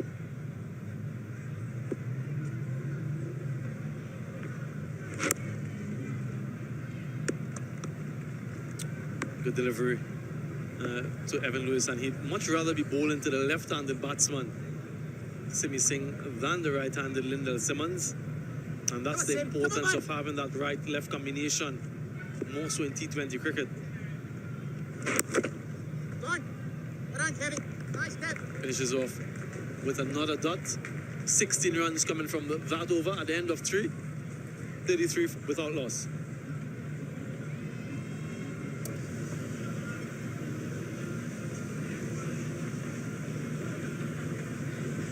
Boundary fest here in Grenada.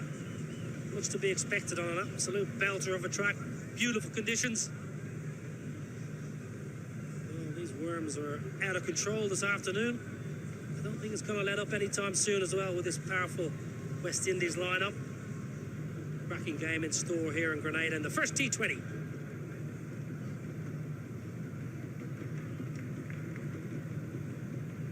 33 without loss, and these rooms, they seem to be on amphetamines. Steep and really good batting from both teams. It's an entertaining match, to say the least, so far. Change in bowling. Josh Little into the attack from the river end.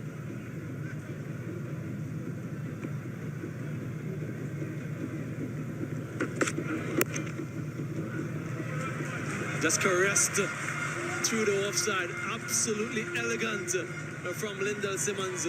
Just leaning onto that one, presenting the full face of the bat. Welcome, Josh Little. It's a loosener.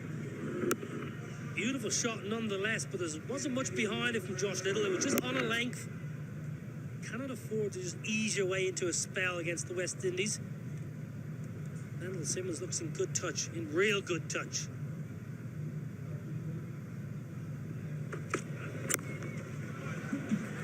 Drilled to the offside again, but a good bit of fielding from Tector, Harry Tector, and that's the support that they will need in the field.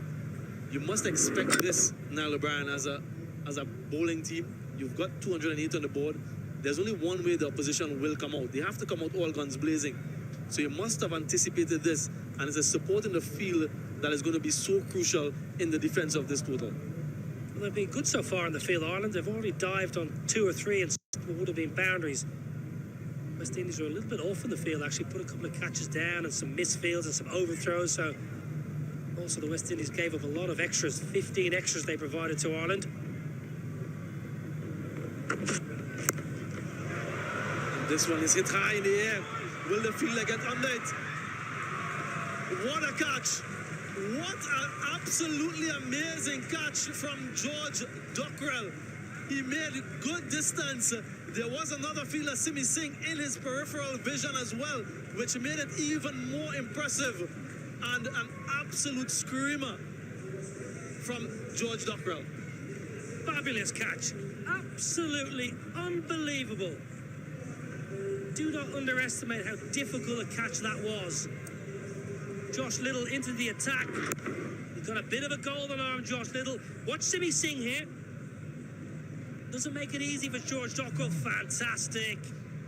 Absolutely unbelievable. The young man from Dublin celebrates in style. Simmons has gone. It was good while it lasted. It's gone for 22, 37 for 1.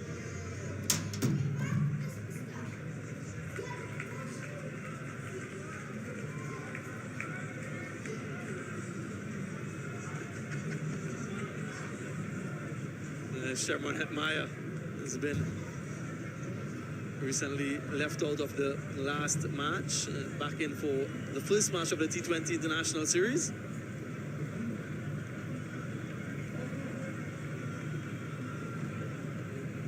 I'm sure he'd be looking to make an immediate impact. An opportunity for him to really express himself. The situation dictates the way he needs to play.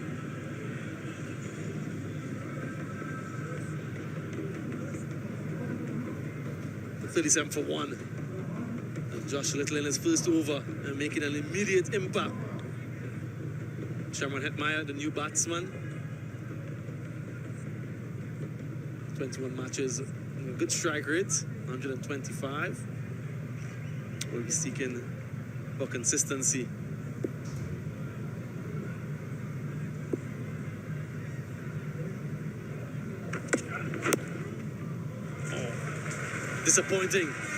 Disappointing follow-up from that. Josh Little just angling that ball down the leg side and being helped by Evan Lewis. Really a gift for him.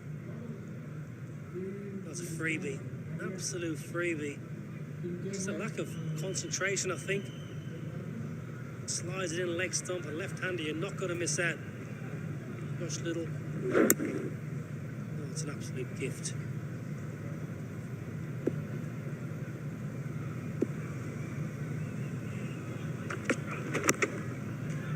That's the areas he'd want to be. Wicket to wicket at a good length. This is the reason why Hetmeyer is here. Lyndall Simmons, just a two-end off the bat. A lot of height. And look at George Dockrell. Simi Singh almost was off-putting, but good concentration. We just spoke about the importance of fielding in this contest. And George Dockrell, well, he's providing a lot of support. And Simmons goes for 22. Two left-handed batsmen at the crease now. Will they persist with Simi Singh?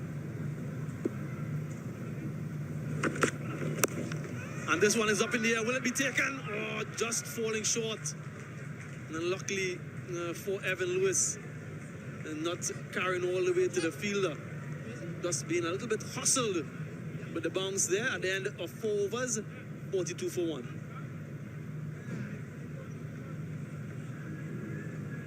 Evan Lewis continuing his fine form from the ODI series.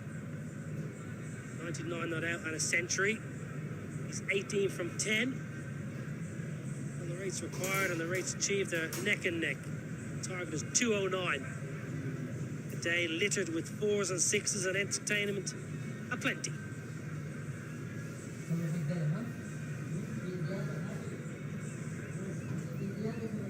Beautiful conditions here at the Grenada National Stadium. The first match of this T20 International Series, and it has provided tremendous entertainment so far. 42 for 1 after 4 overs. Ireland at this stage were 51 without a loss. The West Indies a little bit behind, but of course when you're chasing, you know exactly where you need to be. So no issues there. Craig Young from the media center end, and he's been greeted with a slap over mid-off, goes into the boundary.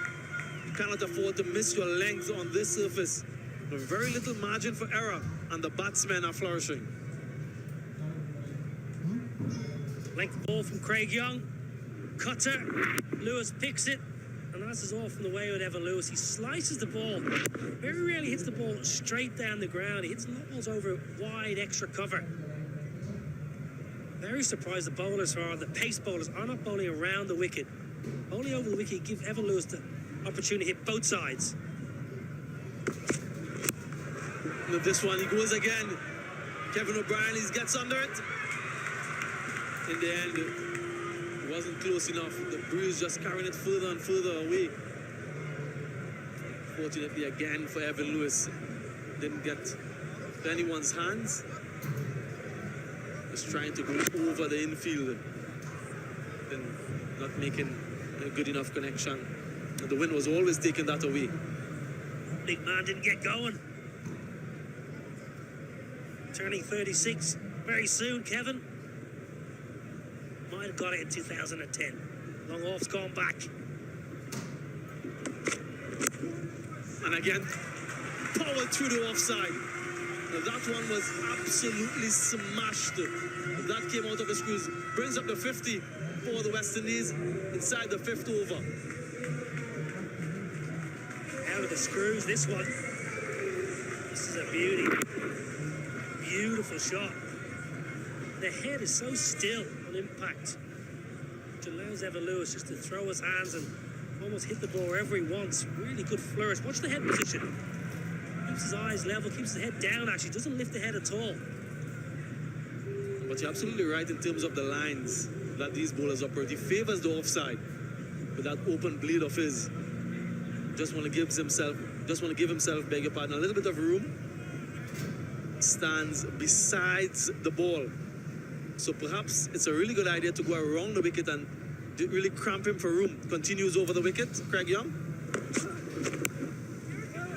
Much tighter line. Bit of confusion there. Derek hits. Safely home, Sherman Hetmeyer.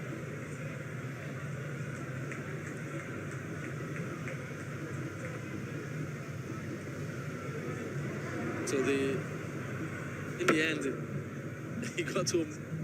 But very much favors that offside. Like you mentioned before, loves to hit inside out. Let's look at that there. 30% through that region, 22% over long off. So 52% through that region.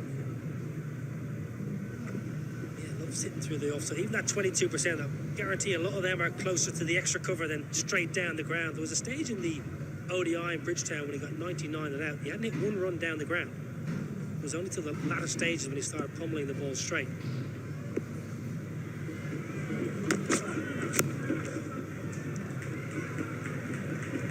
Got away with that one, Craig Young, just providing width and length. Unfortunately for him, went straight to the field. A good bit of fielding. George Dockrell in the field. Taking a great catch. Good half stop. He's going to have a lot of work to do, George Dockrell. Craig Young under pressure. Well, all the bowlers are under pressure all day here today. Fabulous batting conditions here in Grenada.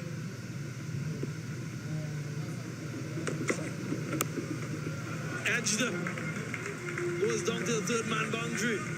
You can't afford to bowl with pace that wide inside the power play. Ends the over with a boundary. At the end of 5 overs, 56 for 1.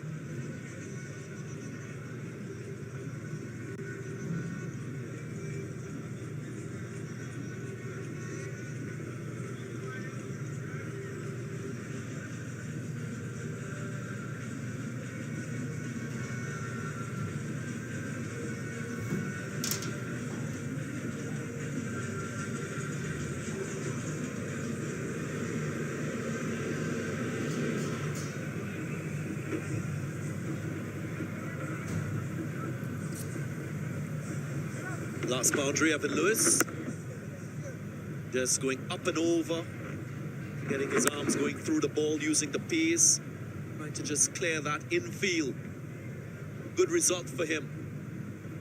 Good afternoon, Darren Sammy. Chase going good so far for the West Indies? So far, so good, Darren. I must say happy belated birthday to you. Hope you had a great day yesterday. Thank you very much. I did. You were part of that.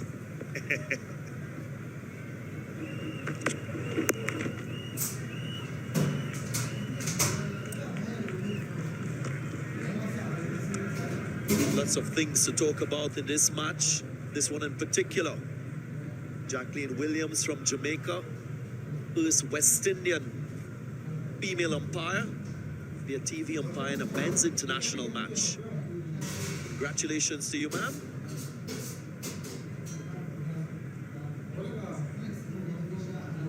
Wonderful accomplishment. We've had a number of umpires from the West Indies graduating to the elite panel. Jacqueline Williams, one of the officiating umpires for this match. Loves it square up the wicket, Evan Lewis. Can't bowl length to him. He will make you pay. Just continuing from where he left off in the one-day international. His previous inning here would have been that 100 in the final match of the ODI series. And Irish showing that they've not learned that you cannot bowl short to Evan Lewis. And so far, West Indies just ahead of the required rate. You know, Ireland did get off to that flying start with Kevin O'Brien and Paul Stirling. At one time, they were going at 15 runs and over. I think they're probably 20 runs short here on this beautiful surface. 12 sixes and 13 fours. That's what Ireland achieved with the bat when they posted a massive 208 for 7. Spoke about this venue being the venue for that contest between England and the West Indies back in 2019. A record 46 sixes hit in that contest. So this pitch again, very good for batting, very good for stroke play.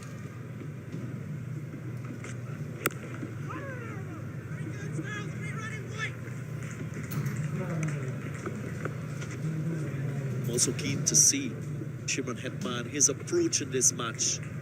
Was a big debate around his exclusion in that third one-day international match between these two teams. Aaron Pollard, Phil Simmons spoke about his approach.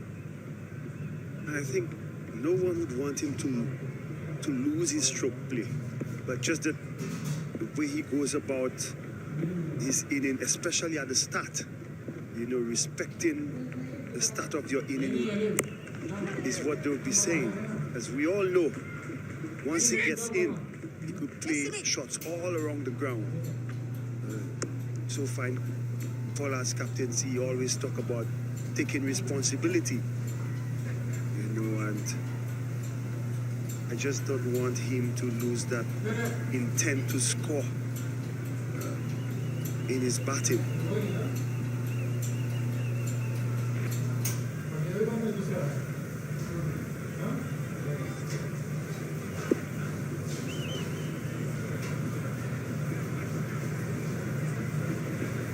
Last ball of the power play coming up.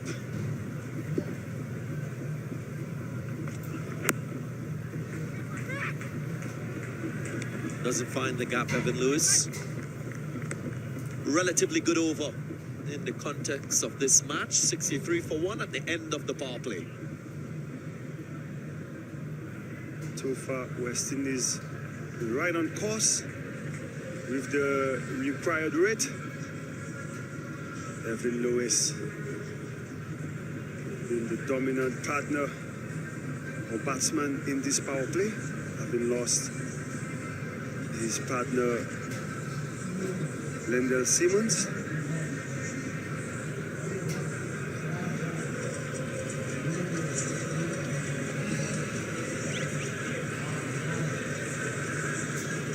.146 required by the West Indies if they are to go on to win this first T20 international between these two sides. It's a 3-match series of 1 match here in Grenada and then 2 further matches in St. Kitts.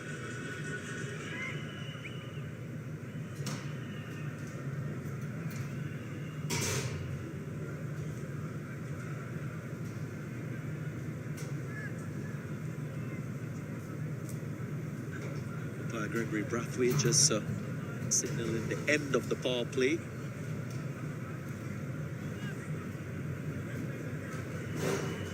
Very different score achieved by the West Indies the first 6 overs. They were 93 without loss after 6. With that said, Darren, West Indies managed to pull it back. At one stage, you think Ireland could get up to 250. Got us starting off with a slower delivery.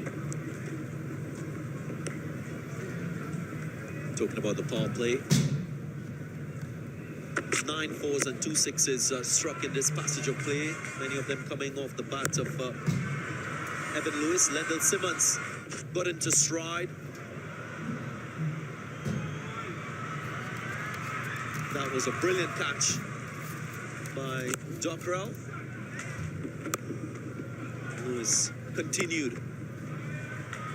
Strong square of the wicket, boundaries aplenty. West Indies will need Lewis to bat through the inning. Just like you saw Paul Stirling doing, gain a big half century in order for them to chase down these runs. Shouldn't be thinking, oh, we have Pollard, we have Turan to come. As we saw, once Kevin O'Brien got dismissed, it was difficult for the next 4 batsmen to come in and go on the attack right away. Surely pitch outside leg, stifle appeal. I think there are a number of factors as well you could have taken into consideration. One, this pitch drying out, so it might become a little bit slower. As over progresses, the ball will get a little bit softer, so that hardness will prevent power, distance on your stroke. So they really want to take responsibility, these two, to chase the target score. You know, Darren Sammy, it's very difficult to get a start, especially when you come in with a required rate over 10. It puts pressure on you as a batsman. It does, but And one thing in our dressing room, in the West Indian dressing room, we always say we could catch up. So respecting that start of the inning, rotating the strike, we all know we could get the boundaries. But if we keep up to the rate, don't let the rate creep up over 12. That's what you would say. Because once it's over 12, it becomes 2 boundaries and over. You keep it, try to stay with the Duckworth Lewis, or that's Lewis having this one to point, but straight through to the fielder. But if you keep up with the rate, don't let it escalate too high. You right in there. I think the West Indies as a team is comfortable with a rate of 12 because of the players and their ability to hit sixes. They've been the standout team in terms of hitting sixes across formats in 2019. Where's the glove?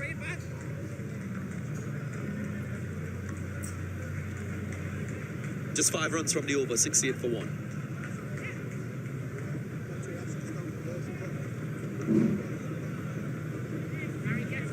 See a different approach from Hetmeyer so far. Almost going out to run a ball. Linda Simmons, the only wicket to fall. If West Indies relatively good start.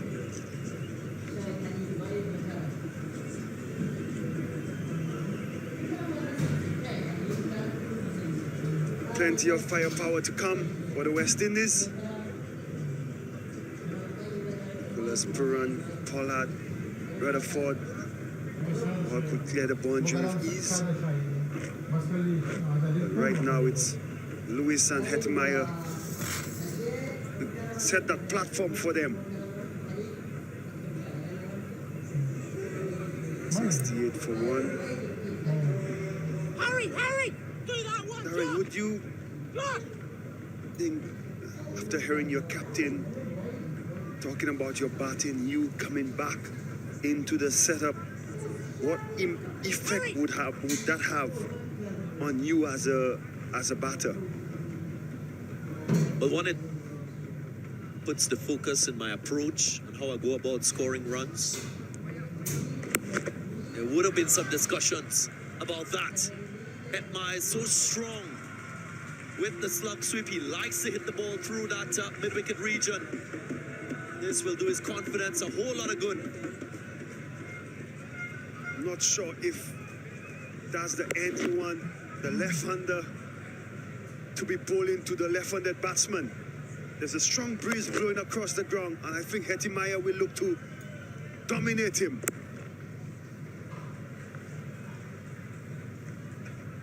Well, just to share with our viewers his recent form in T20 internationals, Shimron Hetmeyer before this game would have played 20 T20 internationals for the West Indies, and a string of low scores against Afghanistan when the West Indies played 3 T20 international matches, 21, 11, 11.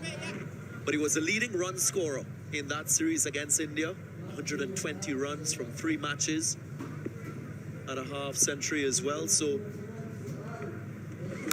that T20 record building. Lewis showing his power. It's with the wind and gets it over the line by a long way. Valverde will definitely have to reconsider. He has questions to answer. Why that end? Strong breeze blowing across, like Darren Ganga said. 2 left-handers at the crease. Both very severe on left-arm spinners. This could really shift the momentum in West Indies' favor. These 2 left-handers for the West Indies, they don't really commit themselves on the front foot. So if your length is a little bit off, they're going to swivel and hit you square of the wicket through the offside, through the onside. And if you pitch it up, this is the treatment you'll get as well. 50 up for Evan Lewis, his 6th in T20 internationals. And he's looking the part in this run chase. coming off 24 balls. Darren, I just don't get it. You don't put your main spinner under so much pressure.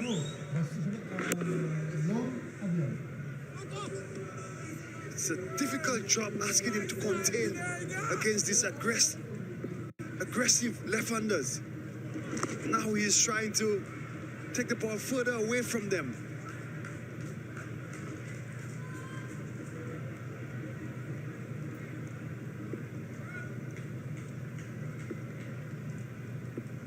Runs from the over so far. Well, And that's the plan. Go wide. And Evan Lewis is on the go. Good plan might just be to bowl back off a length on the offside and fight him to cut the ball and set the appropriate field. Have a little bit of room there and latitude as a bowler. well, Gets away with this full toss. Really good over for the West Indies, an expensive one. Conceded by Ireland, 21 off that over, 89 for 1.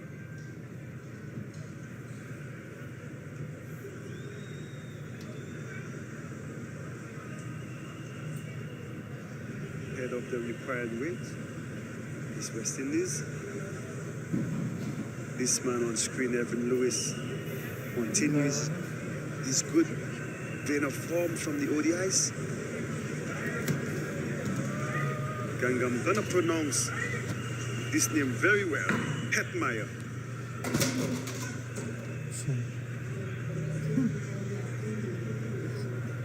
Current rates are 11. West Indies ahead of the required.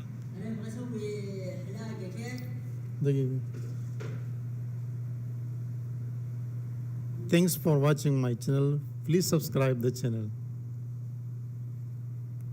In this game, We also missed it when that 6 came about. It was also the 50 partnership between Lewis and Hetmeyer. Definitely getting his name right this time.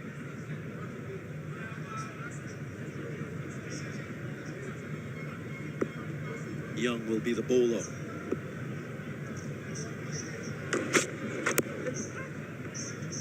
Protection in front of the wicket for Ireland. All sweepers in front, no third man, no fine leg. Evan Lewis continues the form from the one days. With 615 T20 internationals. As customary, many of his runs coming square off the wicket. Also favors the offside, so he will make room, use the pace of the ball, play according to the field as well to find the gaps.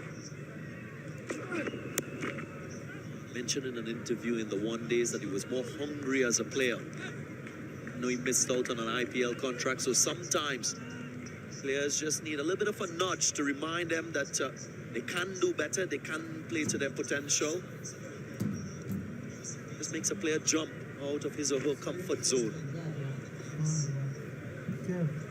Yeah, but he was also injured throughout of last year. Ankle, wrist. So that probably may have played a part in his form. But this is what he's done so far. Massive sixes.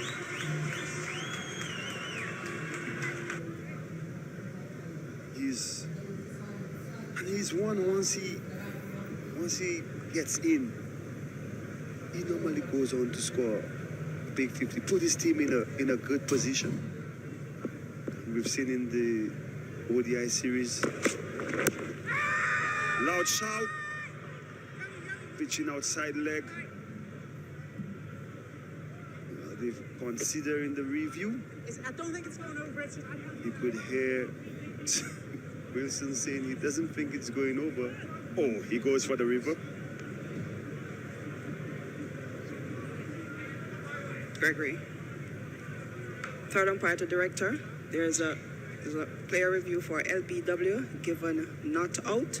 It's a fair delivery. Let's move on to front on spin vision, please.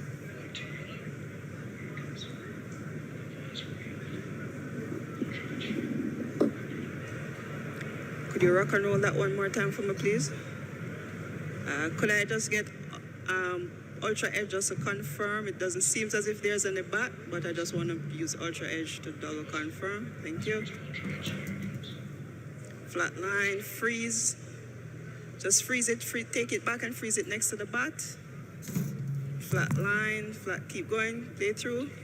Flat line, yes, it made contact with the pad. There's no bat involved. I'm satisfied. Let's move on to ball tracker, please. Pitching outside legs. Pitching outside leg. Gregory, I'm gonna ask you to stay with your not out decision. You're on screen now. Initial decision by umpire Gregory Brathwaite being the right one. The first view of that delivery we felt up here in the commentary box, it was pitched outside leg.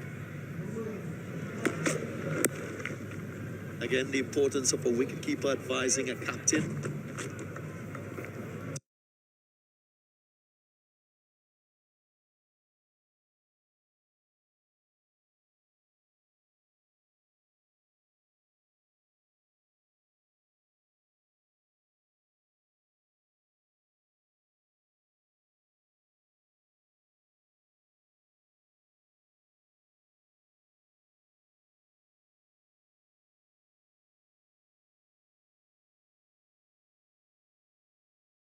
Good running catch. Harry Tector, the fielder, runs around, makes no mistake. This is an important wicket for Ireland. Breaks this good partnership too. Needed Lewis to go on to get a big half century or even 100. And like Lindell Simmons falling to the deep sweeper on the offside. Lewis goes. Brilliant catch.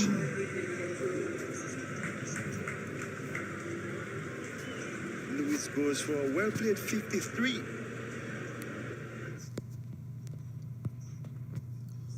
Hi dear viewers, I hope you are enjoy the live streaming here. I requesting to all of you, please subscribe our channel and support us. Thank you so much.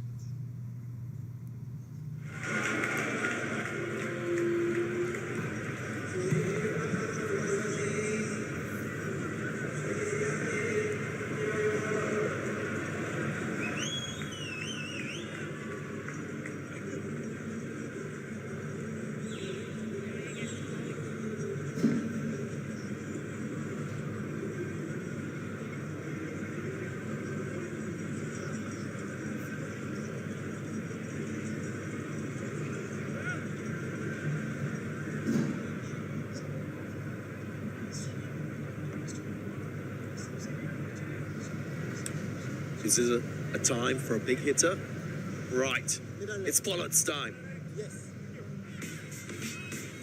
Is it 6? Yes, it is. Pollard dispatching this one. There's Murdoch, same direction, same result. That is a magnanimous hit.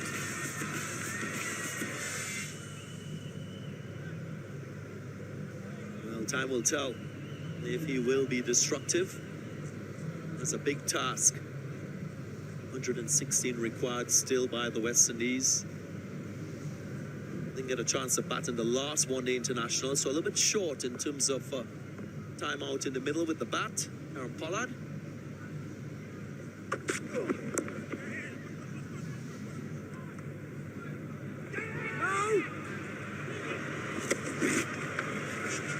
Only need 5 steps to cover the wicket. Karen Pollard comes back for an easy 2.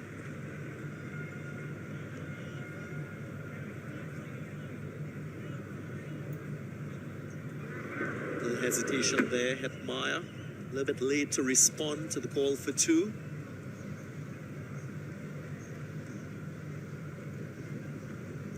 So important to have a good understanding with your partner when running between the wickets in this format of the game. Little time to communicate. It's so fast paced. And you don't want to lose a wicket via the run-out route.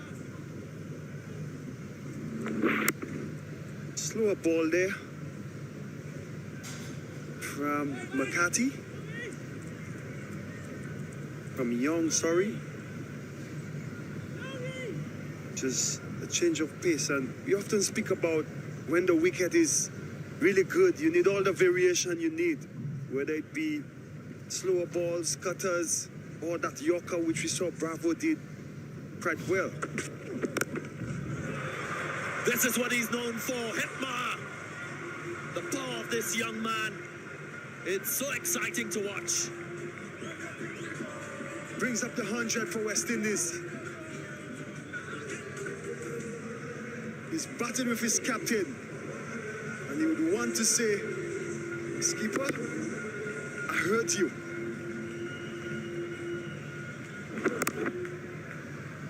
Sweet sound of the bat. Umpire needs to check this ball.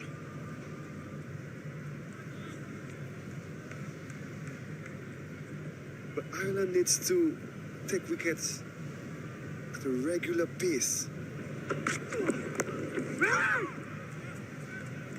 Because to stop this West Indies batting with the boundary hitters that they have, you need wickets. Because they could make up, even if you go for a good period where they don't score too quickly. They could quickly catch up with the rate. And so far, they're right there with the required rate. Game on. McCarthy from round the wicket now towards the call. Pollard doesn't respond.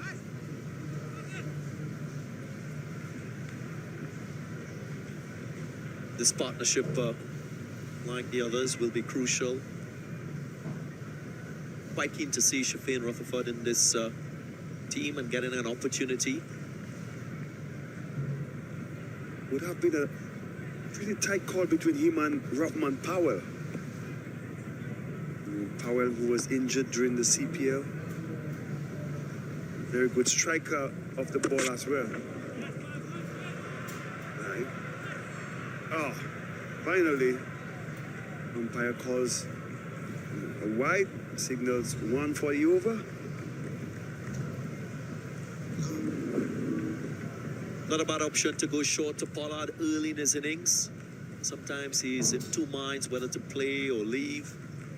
He will be hitting against the wind, so every single decision with the conditions so crucial. We saw Dockrell bowling from the wrong end in our estimation with the two left-handers. Leg by to end the over. After 10, it's 105 for 2.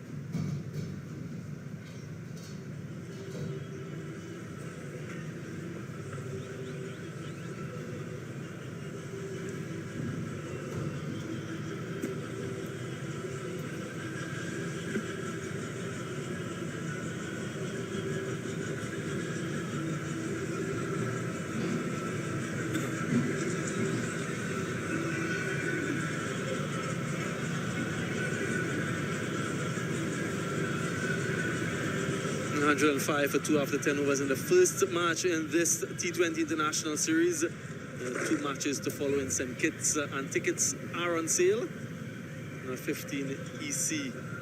You come and look at the entertainment, all the action. You've been well and truly entertained so far in this match, and I'm sure the remaining 2 matches in this series will produce a similar entertainment. Both teams looking to arrest the early initiative. Engine bowling from the media center end. George Dockrell back on the bowl to the right-handed Kieron Pollard. Risky. Pollard's not going to hold back. Hetmar's hitting to a slightly shorter boundary, leg side with the spin.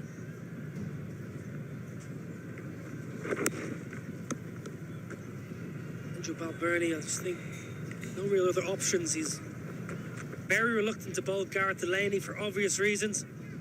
A bit of a backlash from Bridgetown, Barbados, where Pollard just destroyed Gareth Delaney.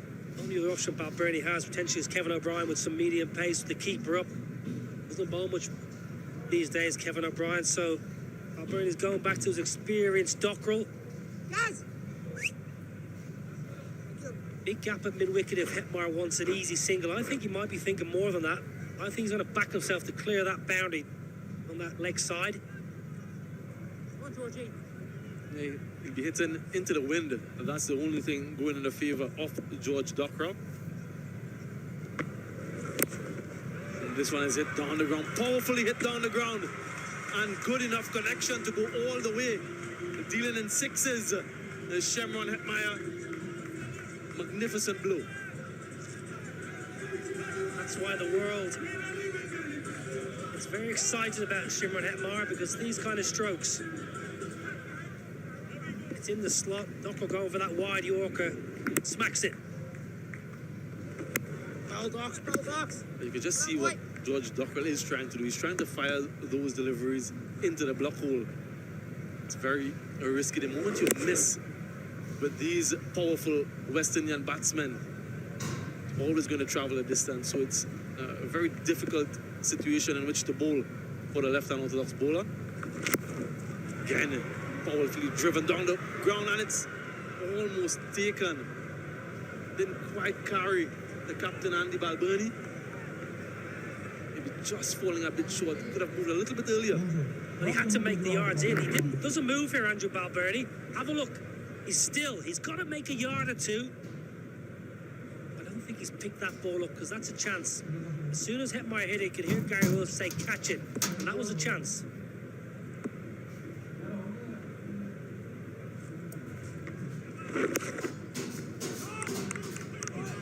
Pollard calls it two.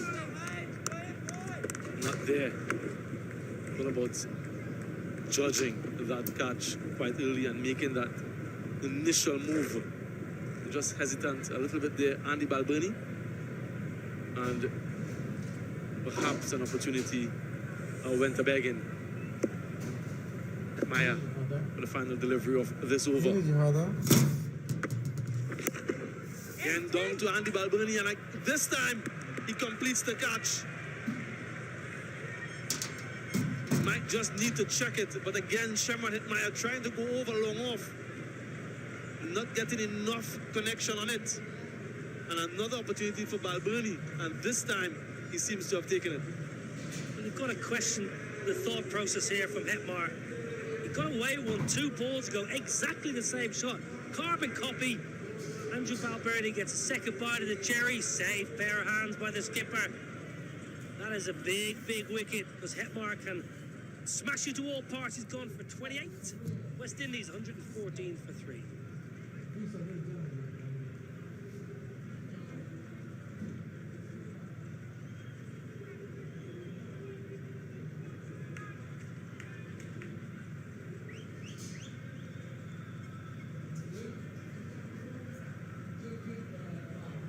Good wicket here for the Irish, just getting back into this match. Picking up some quick wickets.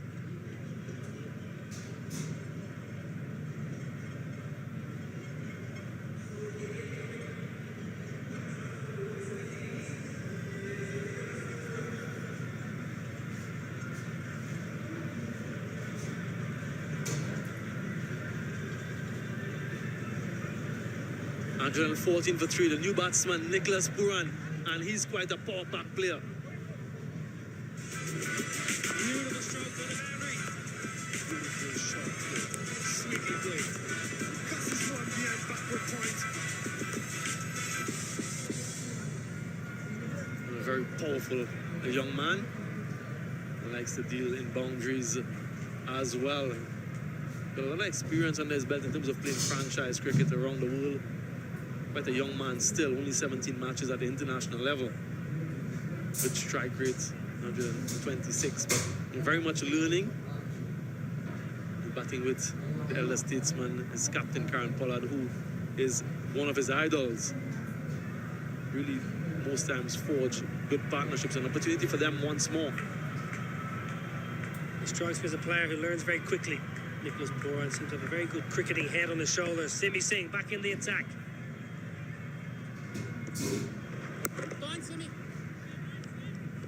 Bowlers feel a little bit more comfortable bowling to new batsmen as a bowler. Simi Singh can pull things back a little bit. take chances too early in his innings. Go on, Simmy. With that buzz. And this is the reason why Nicholas Puran is at the crease. Sherman Hetmeyer for the second time in the over, taking on Andy Balboni at long off. Previous occasion falling just short. That time into the meeting hand. Sim, jump on it. He gets off the mark. You wouldn't want to push Karen Pollard to Simi Singh. There was always only going to be one winner there. Yeah, Karen Pollard. Man Mountain. 15 for 3. This game is neck and neck at the moment. Pollard hitting with spin. Hitting with spin, Pollard. Long on boundaries, only a chip for the big man.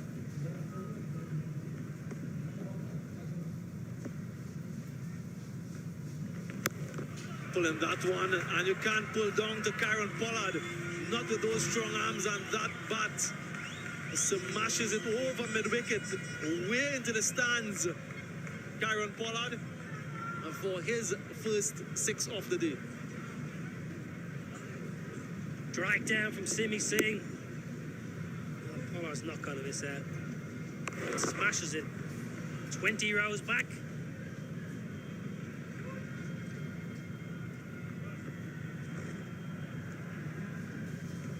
Under pressure, Simi Singh. This one is drilled back past him. And a magnificent shot from Karen Pollard. The bowler had absolutely no chance. It went like a tracer bullet straight back towards the side screen. Well, Ireland are getting their plans wrong here. You often see fielders for Karen Pollard right behind the bowler in franchise cricket. Very rarely sweeps the ball. Ireland have a sweeper. They don't need a sweeper. They do not need a sweeper. Pollard does not sweep.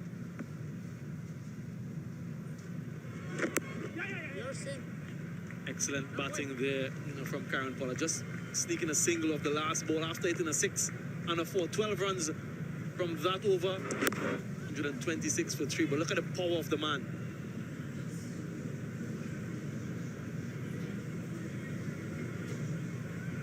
A lot of Puran. Large and small.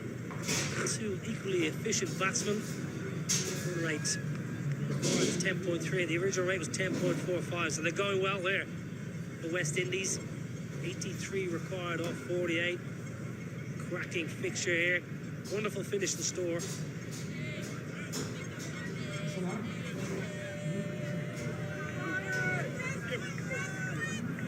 They're very much enjoying what they're seeing here. The local supporters, well and truly entertained. They would have surely gotten value for their money here today. Dockrell continues from the media center end.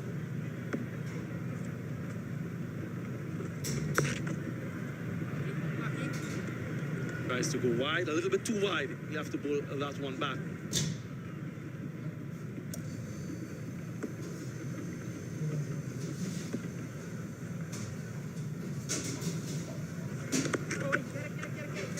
Again, another wide delivery. This time, wicketkeeper cannot clean up. 2 more to the total. The fielder mentioned, Samuel, and you've seen a lot more of Karen Pollard. He very rarely sweeps. He very rarely gets down and sweeps. Often in franchise cricket, you see a fielder right behind the bowler on the boundary. And he clubbed one off Simi Singh the last over. I think Ireland wasting a fielder at deep backward square for Karen Pollard. Needed protection from long off all the way around to deep mid-wicket.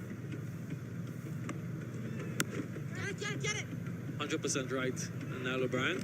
Certainly you've done your homework. Doesn't ever sweep the ball, Karen Pollard. Deep backward square, never in his mind. I'm a cricket badger. That's all I do. I watch cricket 24/7. So my question is, are Ireland not doing their homework? Because we think ever lose your ball around the wicket, Ireland ball over the wicket.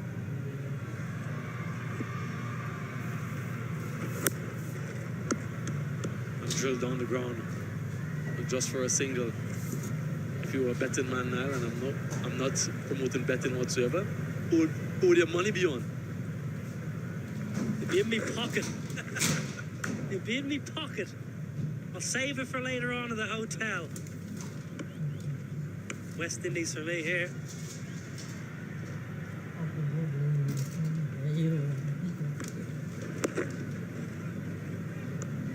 This is good bit of batting from these two. Just rotating the strike, putting pressure on the bowlers. 77 needed from 45 balls. So they're pretty much in control. Just want to see these two take the team home. That's what the dressing room would be saying. That's the message from the coach.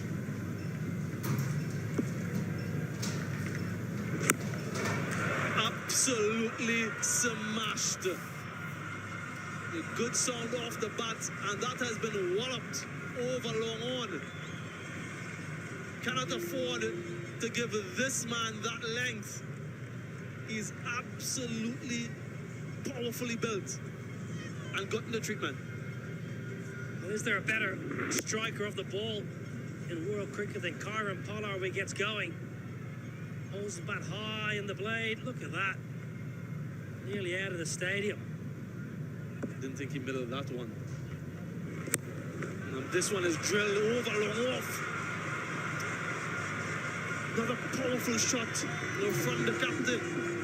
And back-to-back sixes. To end the over 18 runs. One ball still remaining. Just another magnificent shot from the skipper. He's really making good decisions. He's not playing across the line. He's presenting the full face of the bat. Last ball up. This one is topped. The long on, just a single. Retains the strike. Kyron Pollard moves quickly up to 30. At the end of 13 overs, 145 for 3.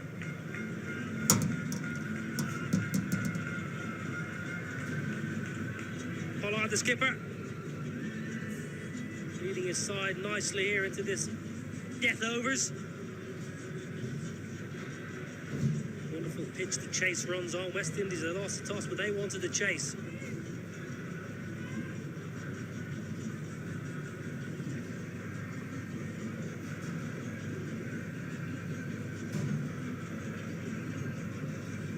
$145 for 3 after 13 overs, 64 from 42 with 7 wickets in hand. The highest run chases by the West Indies. Well, this would be the second in that list. 236 for 6 against South Africa in 2015. This, once they achieve it, will fall right behind that. It'll be the second chase over 200, and very much on course to do that. Changing bowling from the river end. Josh Little, he's back on.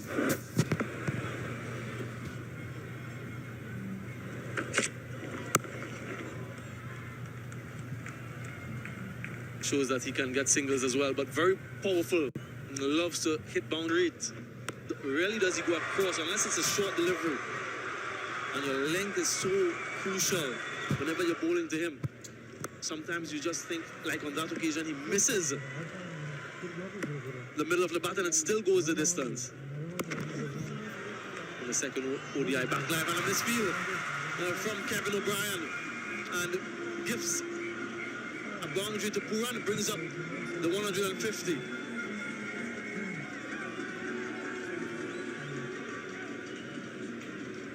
West Indies on the charge here in Grenada. Change up, slower ball. Kevin O'Brien just can't scoop it up. Ireland are just finding the pressure getting to him ever so slightly. Pollard and Puran like batting together, these two.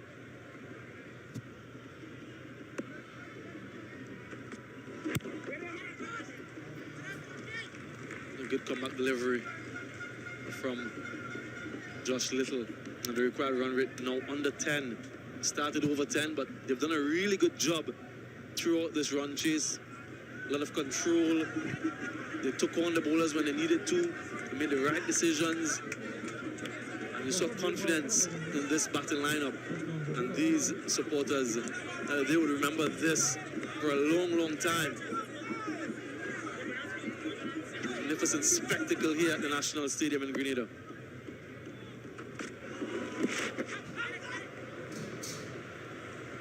Great change up by Josh Little. Really good slower ball. Way too high. Ireland have no reviews left, of course, after that poor review earlier on. Good change up. Josh Little's a young man, inexperienced, but he's a thinking cricketer. A lot of bag of tricks. Back in hand, slower. He's got a off cutter. He's got, when it comes out the side, he's got a good short ball as well. Just think that the bowlers haven't really adjusted to what they've been faced with. Dwayne Bravo, his first over 18 runs, then he made the adjustment. His next three, only going for 10, ended up with 28 in his four.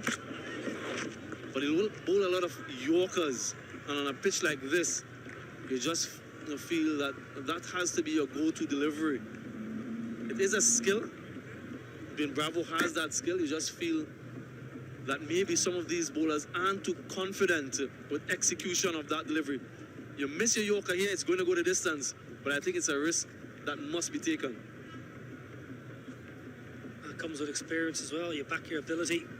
Dwayne Bravo over 450 games, so he knows once he decides to do something, his executions are normally spot on.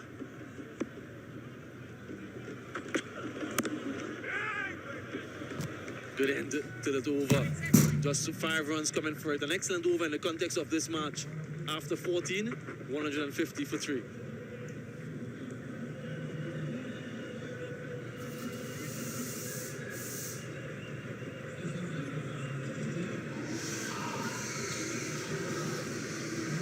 Captain Pollard leading from the front as always. Forming a nice partnership. Ireland were 157 at the same stage, so neck and neck here, the two sides.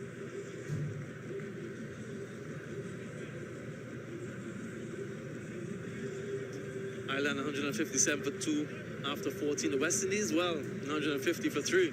But this is the period of the game that Ireland just fell away after losing those 4 wickets just for 10 runs. The West Indies, however, they're on the charge. Karen Pollard not out on 31. There's still a lot of batting to come. Shifting Rutherford, T20 specialist. And Dwayne Bravo saw what Hayden Walsh Jr. could do. Well, Simi Singh from the media centre end. Thanks, Sim. Nice boy. Just Yes, think that Sim. this is a very brave move. Rob Castle, the Ireland bowling coach. Plan A, plan B haven't worked. Let's chat to Craig Young. And this one is hit down the ground. Fielder coming under it. Will he take it? Yes, he takes it. George Dockrell takes another catch in this match. And the risk has brought reward. Simi Singh gets his man. Wonderful catch. Under pressure, the ball hung in the sky. And a leg spinner. Wow, what a change-up by Simi Singh. He has been practicing those leg spinners. Pollard hits it high, but not far enough. Dockrell loses his cap. Manages to hold on. It's a really good catch under pressure. Might look easy. Pressure catch. Pollard's got to go. Bright and breezy. 31 off 15. West Indies 150 for 4.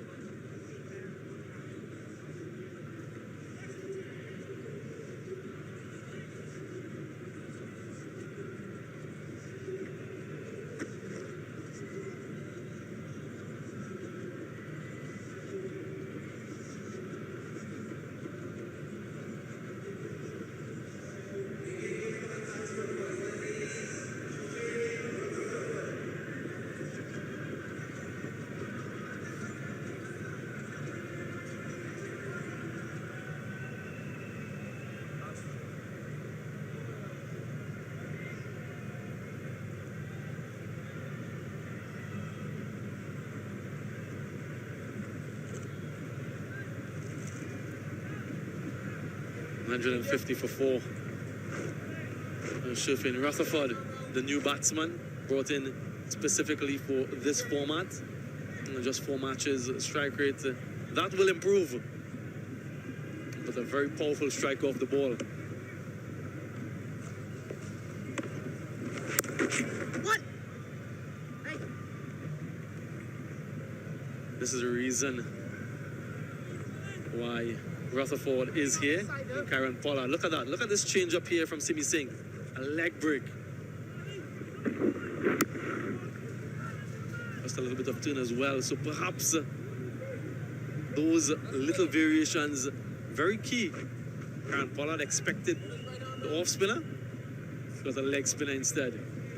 Always important to practice these things. You never know when you'll be called upon. Rutherford, first delivery. Go on, Valley. One. Gets off the mark immediately. But is this an opportunity now for Ireland to get back into this match now, O'Brien? Very much so. And a big job for the players inside the ring as well. They've got to save the singles when they can, especially when Rutherford, the new man, is on strike. Got to try and squeeze 2 or 3 dot balls here against the new man. Done. Precisely what you're saying. These singles, at the end of the day, they add up, especially with the new man, as you rightly mentioned. Well, because we know the West Indies will hit sixes. West Indies will hit boundaries. They're not necessarily a side that will rotate strikes. So it's really important if you're in the 30-yard circle, you've got to get in and save it.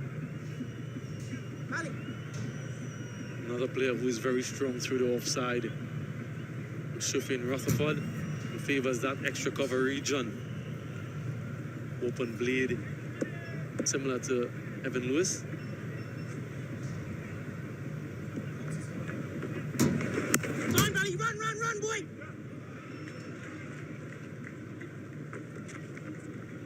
Single to end the over, end the 15th, just 4 runs coming from it, and the wicket, 154 for 4.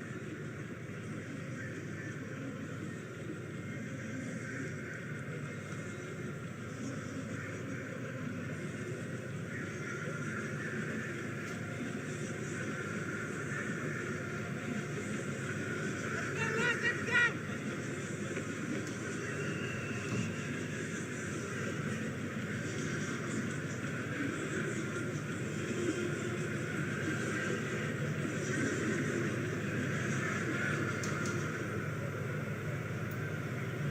154 for 4, the West Indies. This match as exciting as the country itself, Grenada. Natural beauty, waterfalls, its beautiful coastline. Something that a lot of tourists flock to this island for. Rest and relaxation. And the people very friendly as well.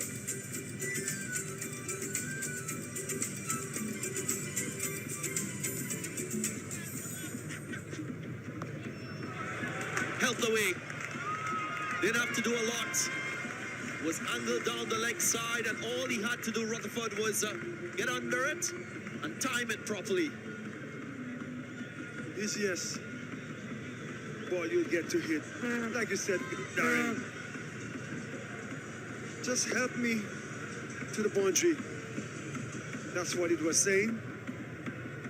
Context of the game, that previous over by Simi Singh, to me, was most crucial over in this run chase.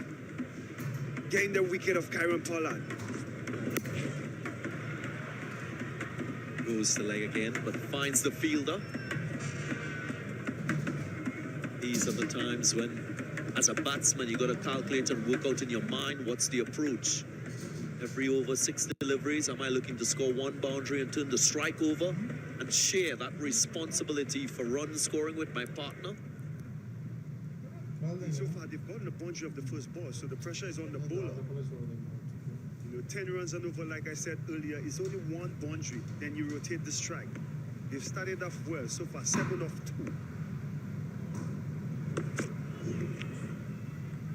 2. Good change of pace. But this is where the game is in the balance. 1 expensive over could tilt the game into the fielding team's favor. On the other hand, 1 expensive over from the bat could tilt it in the batting team's favor. Again, just confirming that if scores are tied, there will be a super over. Not that we're expecting one. But I love this last delivery from a bowler. From a bowling's point of view. We saw Dwayne Bravo coming back after a very first expensive over. Bowled his Yorkers, uses variation. I guess what you're alluding to is the fact that this format requires you to think on your feet, see what is happening, see what the opposition is throwing against you, and then respond accordingly. Rightly said, Bravo was able to adjust his length, get fuller into that Yorker region, and he got success, 2 wickets to him. The same is required here now. Ireland must respond to what they're seeing from Nicholas Pooran and Rutherford as well. So far, they're very watchful, contented with getting an early boundary and turning the strike over. Very sensible. 164 for 4. 10 runs coming off this last over. That's all they need.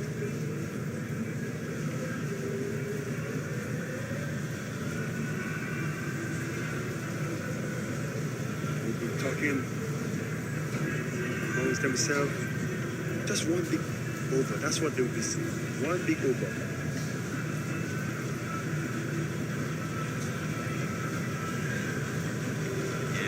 Almost even, both teams. After 16 overs. I guess with that further 45 more runs required by the West Indies, they will be thinking about maybe 50% of those runs coming from boundaries. So you work things backwards in terms of the number of balls you'll have to strike. What? Again, Pooran looking for that early boundary.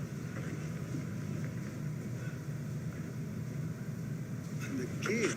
These are the wickets. Lindell Simmons first to go. Brilliant catch by Dockrell. Same fashion, Evan Lewis. Caught by Nectar.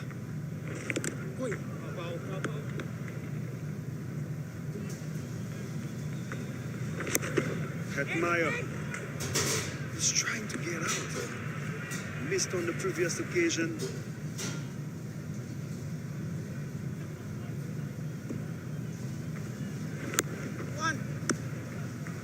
Gotta give credit to Ireland in terms of that Hetmeyer dismissal. They went wide, and you know if you go wide and you're not in control, it's very difficult for you to get power on your struts. Now, Pollard's instance, we're trying to take his arms away. He was making room all the time.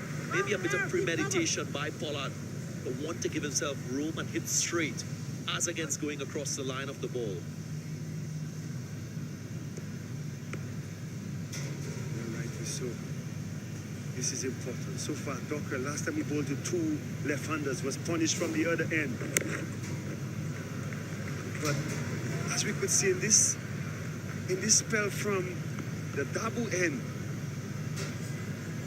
he's taking the batters wide of the crease. He doesn't mind bowling a wide. Again, that's excellent bowling from Dockrell. This is an important period of the match.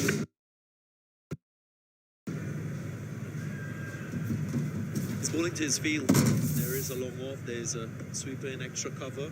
3 fielders behind point.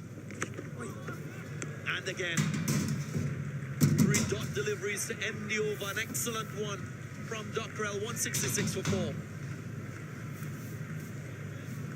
Wow, could this be a game changer? 2 runs from the 17th over from Dockrell.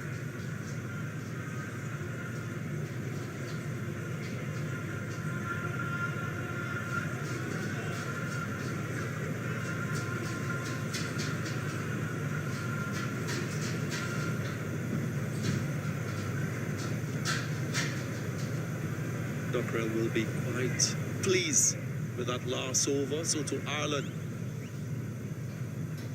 43 from 18 now required. More challenging equation for the West Indies. McCarthy has to back this up. Dockrell, I think, probably pull the game-changing over. Just 2 runs coming from it. Now you need McCarthy to back it up. Different plans.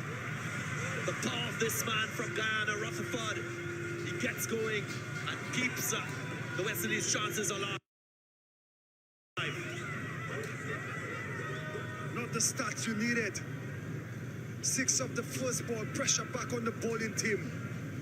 Just undoing all that work, just missing his yorker length by a few inches. Rutherford, you could see he trying to get under that ball, leaning back into the shot. To get under this delivery. Good connection over the boundary. One-handed with the wind, should go all the way, and it does. 2 sixes already in the over. That's just not good. Bowling shot with the left hander hitting with the breeze. Just asking for this. Even with one hand, he spoke about his power.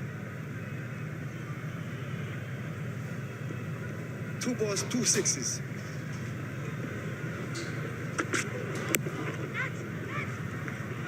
Just avoids a fielder there in cover. Only a single. Again, you see they've taken the batsman wide. I think that should be the plan. Because you know, we West Indians, once you come in that arc where we could swing our hands through the ball, you asking for trouble. That should prompt a different type of thinking by Puran and Rutherford. Maybe batting with an off stump, get closer to the ball. Here's McCarthy. That is what he does. Puran. Let's look at where he stands and where he is on point of impact with this shot. Very smart by Puran, and the execution was excellent. Spoke about the game changing over by Dockrell. Could this 18th over be another game changing over? Yeah, just look at both feet outside the off stump. Puran getting closer to the ball and doing so well. Going straight this time. This will feel good. Came off the middle of the bat and goes all the way again. Oh, Darren, oh, Darren. McCarthy. A good ODI series so far in this first ODI. Just missing his length. You could see he's trying to go wide.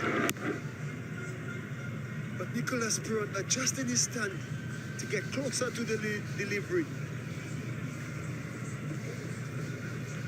23 runs so far of this over with 1 delivery to go. 20 required from 13 balls now for the West Indies. Crucial delivery. Will the West Indies end on a high? Here he goes, McCarthy. Full toss, slapped away. And it goes all the way to end. What an over for the West Indies. 27 runs from it, and they're jumping already.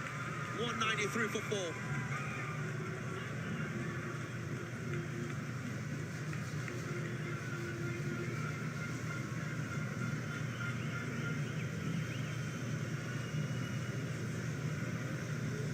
Celebrations in Grenada.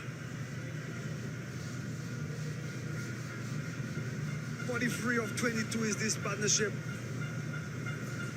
2 youngsters, I'm loving it, Darren.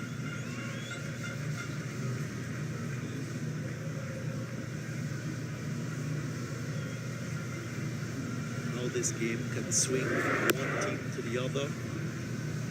Just 1 over the difference. Dockrell was very good, and now McCarthy, expensive. 27 runs from the last over.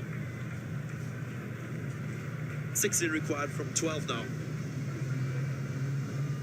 Kevin O'Brien was sorry.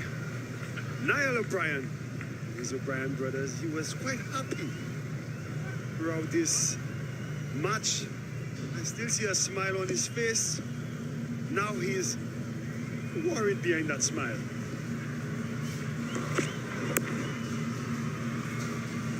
Leading edge, going close to the fielder. Darren Sammy, he can't even talk now. Here's the last over.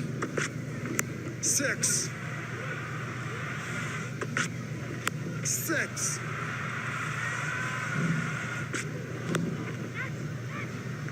Nearly got out. Brilliant shot by Puran.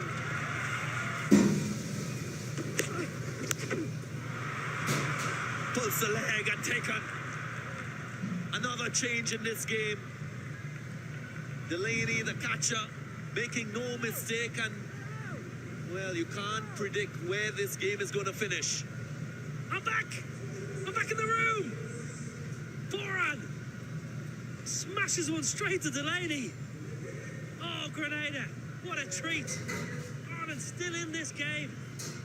Craig Young, well today. Boran thinks he gets plenty on it. Not enough. Ireland's catching has been fantastic today. What a game of cricket, Boran. 26 off 23. Game on. 15 required off 10 balls. 194 for 5.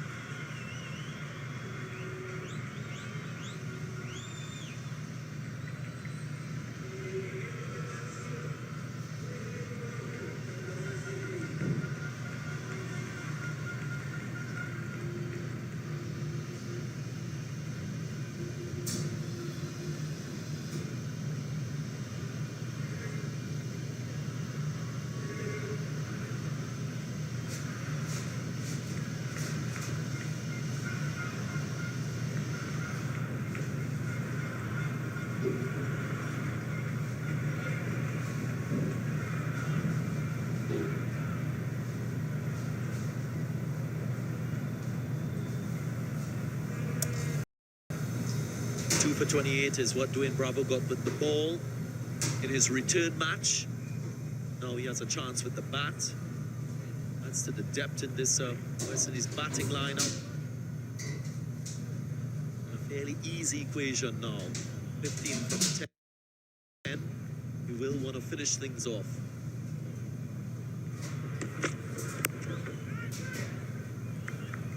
I wouldn't say easy. Seems easy, Darren. As you could see, Niall O'Brien back in the contest. We're trading blows here, aren't we? Strongest survives here. Seesaw battle in this chase.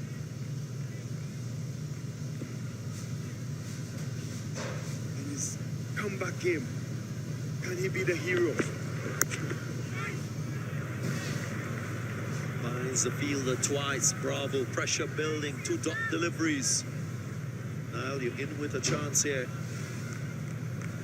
Up and down, emotional roller coaster. I thought game 2 in Barbados, my nerves. I fell on the ground with Ian Bishop, and I thought, well, that's it for these close fit. Yeah, my nails. I've got lovely nails too. They might be gone. That's his feminine side. Gets off the mark, Dwayne Bravo. Is it scripted for Bravo? Paul well today, got smashed in his first over, 18. Came back brilliantly, trademark Yorker celebrations. Out here, last one into the boundary just to seal the win. Very much so. Your return after 3.5 years, you get a chance to make a big statement. I know a lot of people would have said after that first over, oh, Heribord game. But he showed his experience. Bring him to the game, we could have easily been chasing 250. So far, 7 deliveries left. I think this ball becomes very crucial. Well, as ex-skipper, two ex-captains alongside me, the plans for the last over. How are you going to defend these runs? That's where you earn your corn. As you could see, the two meeting in the middle. Bravo would be telling him, make sure you're there for the last over. Because remember, Bravo is coming from a finger injury as well. So he's not batted. Should be one. Rutherford will take the strike for the next over. Just 3 runs from it and a wicket. Excellent. 196 for 5. This is a seesaw. One game changing over in favor of the batsmen. One game changing over in favor of the bowlers. Resulting in 13 runs needed of 6 deliveries. Oh yes, the champion is back.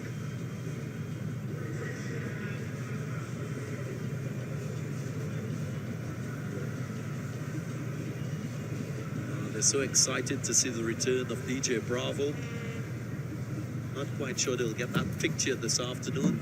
He's too busy with this game. Not a bad effort by Ireland. Young pick up the bowlers, 2 for 31 from his 4. All eyes on Balbirnie. We may have a super over. 13 off 6 balls. Balbirnie, the new skipper. Pressure cooker situation. Josh Little, who's had a good start to his international career, has shown he has a pretty cool head and some good skills. Left arm slingy action with 2 or 3 slower ball variations. The field set says he's gonna bowl this ball wide of the off stump. Now, if Rutherford was looking at how Nicholas Puran did it, so far you could see his leg is outside the leg stump. He should be getting closer to the off stump. Well, no need to get closer.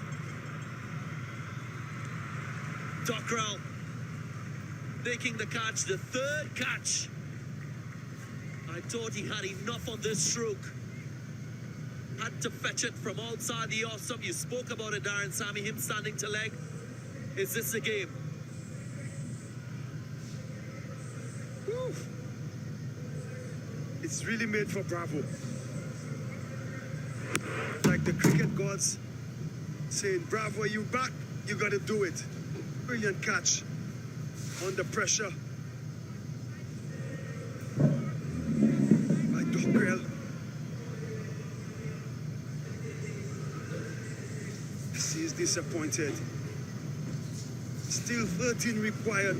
Rutherford gone for 26 and he's not happy. 196 for 6.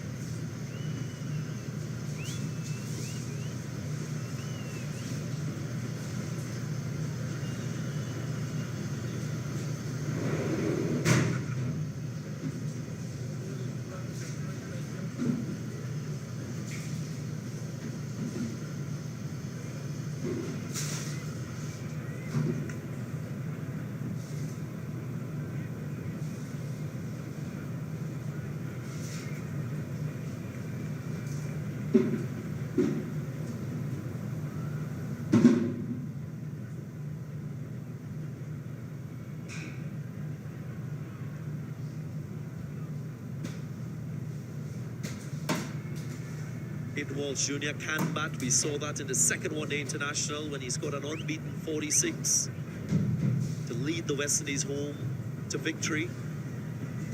Hasn't had many opportunities in T20 internationals. Bring the Irishman to our left. He's firing some stiff punches. It's hitting me hard all across my face. Oh, game on.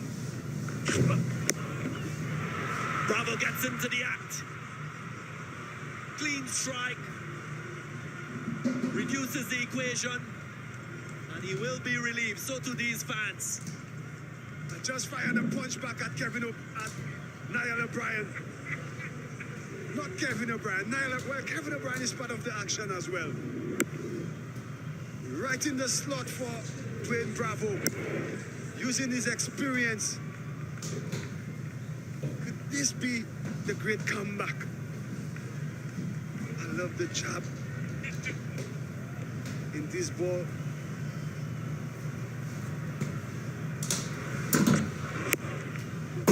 Goes straight. Most international players are quite aware of Bravo's power through the offside. Was there a chance of a run out with a better throw? Good running by Hayden Walsh. Getting Bravo back on strike. Paul Sterling. Maybe. Oh. You've seen this before, Niall O'Brien? Not the run-out game again. Surely not. Very simple take for Josh Little. Makes a mess of it.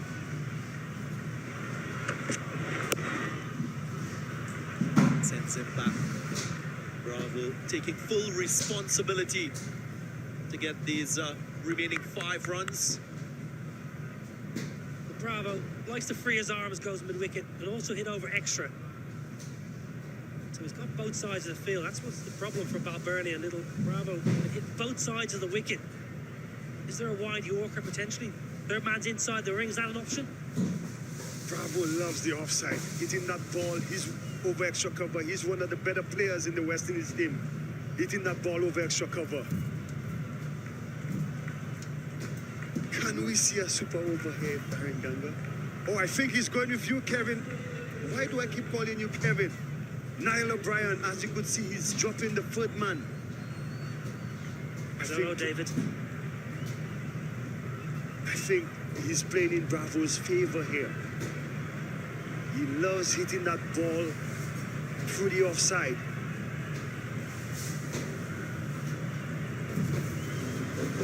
Here we go. What will be the line? Goes straight. Hands in the air for a long time and catch taken. Delaney, the fielder. Ireland celebrates. And the crowd goes silent here in Grenada. Pow pow! Gareth Delaney! What a catch! The fairy tale not going to be today for Dwayne Bravo. Good change up by Josh Little, went round the wicket, gave him a bit of length. It's in the arc again, you have to say, it's in the slot for Dwayne Bravo. Clausen. Delaney 10 yards off the rope. Save catch. Not to be for Dwayne Bravo, gone for 9. 204 for 7.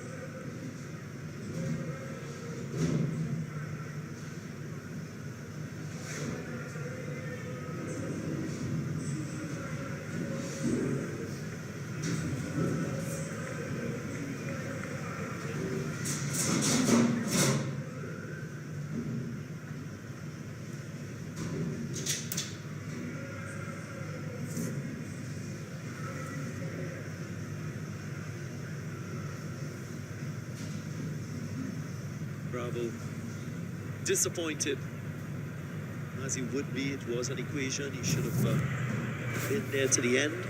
See his team over the line, but no, pressure on for Hayden Walsh Jr.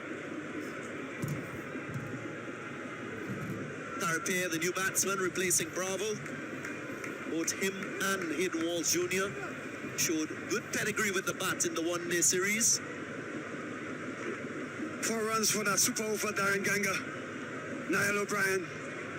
Come on, Walsh. Hit it over mid-wicket for 6.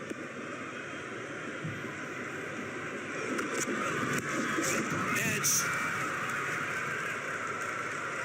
It's not a dismissal. They're celebrating. And that's the end of it. A dot delivery. Ireland. They go on to win this first T20 international. What a match we've witnessed. Unbelievable. Josh Little, fantastic experience on those young shoulders. Wonderful last over, just 8 conceded. Incredible performance here for Ireland. Hammered in the ODIs, they've bounced back in fine style. First with the bat, Paul Sterling, Kevin O'Brien adding 154. West Indies came back and smashed the Ireland bowlers all around Grenada. The game looked long lost. George Dockrell's over. 17th over went for 3 runs. got Ireland back in the game. Andrew Balbirnie, just his fourth game as captain of his country. He was gutted in Bridgetown. He was lost, devastated after they lost the second ODI when they should have won. What a win. They've beaten the world champions in their own backyard. That's right, Niall O'Brien. Just a seesaw moment from the 17th over. You thought Ireland had it with George Dockrell. Then West Indies brought it back in their favor. But in the end, 13 runs and over proved too much for the West Indies team. Was it a mistake for Dwayne Bravo to send in Wall Jr. back and not take a leg bye? You'll never know. Ireland playing the better cricket on the day. Been an entertaining match. It could have gone either way. But hats off to Ireland. They've kept their composure. Their bowlers sticking to plan, and their execution was very good. I was quite impressed with Dockrell, his ability to bowl wide Yorkers consistently. Must also credit Andy Balbirnie for keeping his calm, communicating well with his bowlers. They seem to have a plan against every single West Indian. West Indies, on the other hand, will be a little bit disappointed with their bowling effort initially. They're all cricket as well. Left a lot to be desired. And they go one down in this three-match series. First taste of success on this tour for Ireland. One point in time we thought 200 would not have been enough. But in the end, there you have it. Brilliant game of cricket, Darren Ganga. Lewis again in the runs with 50.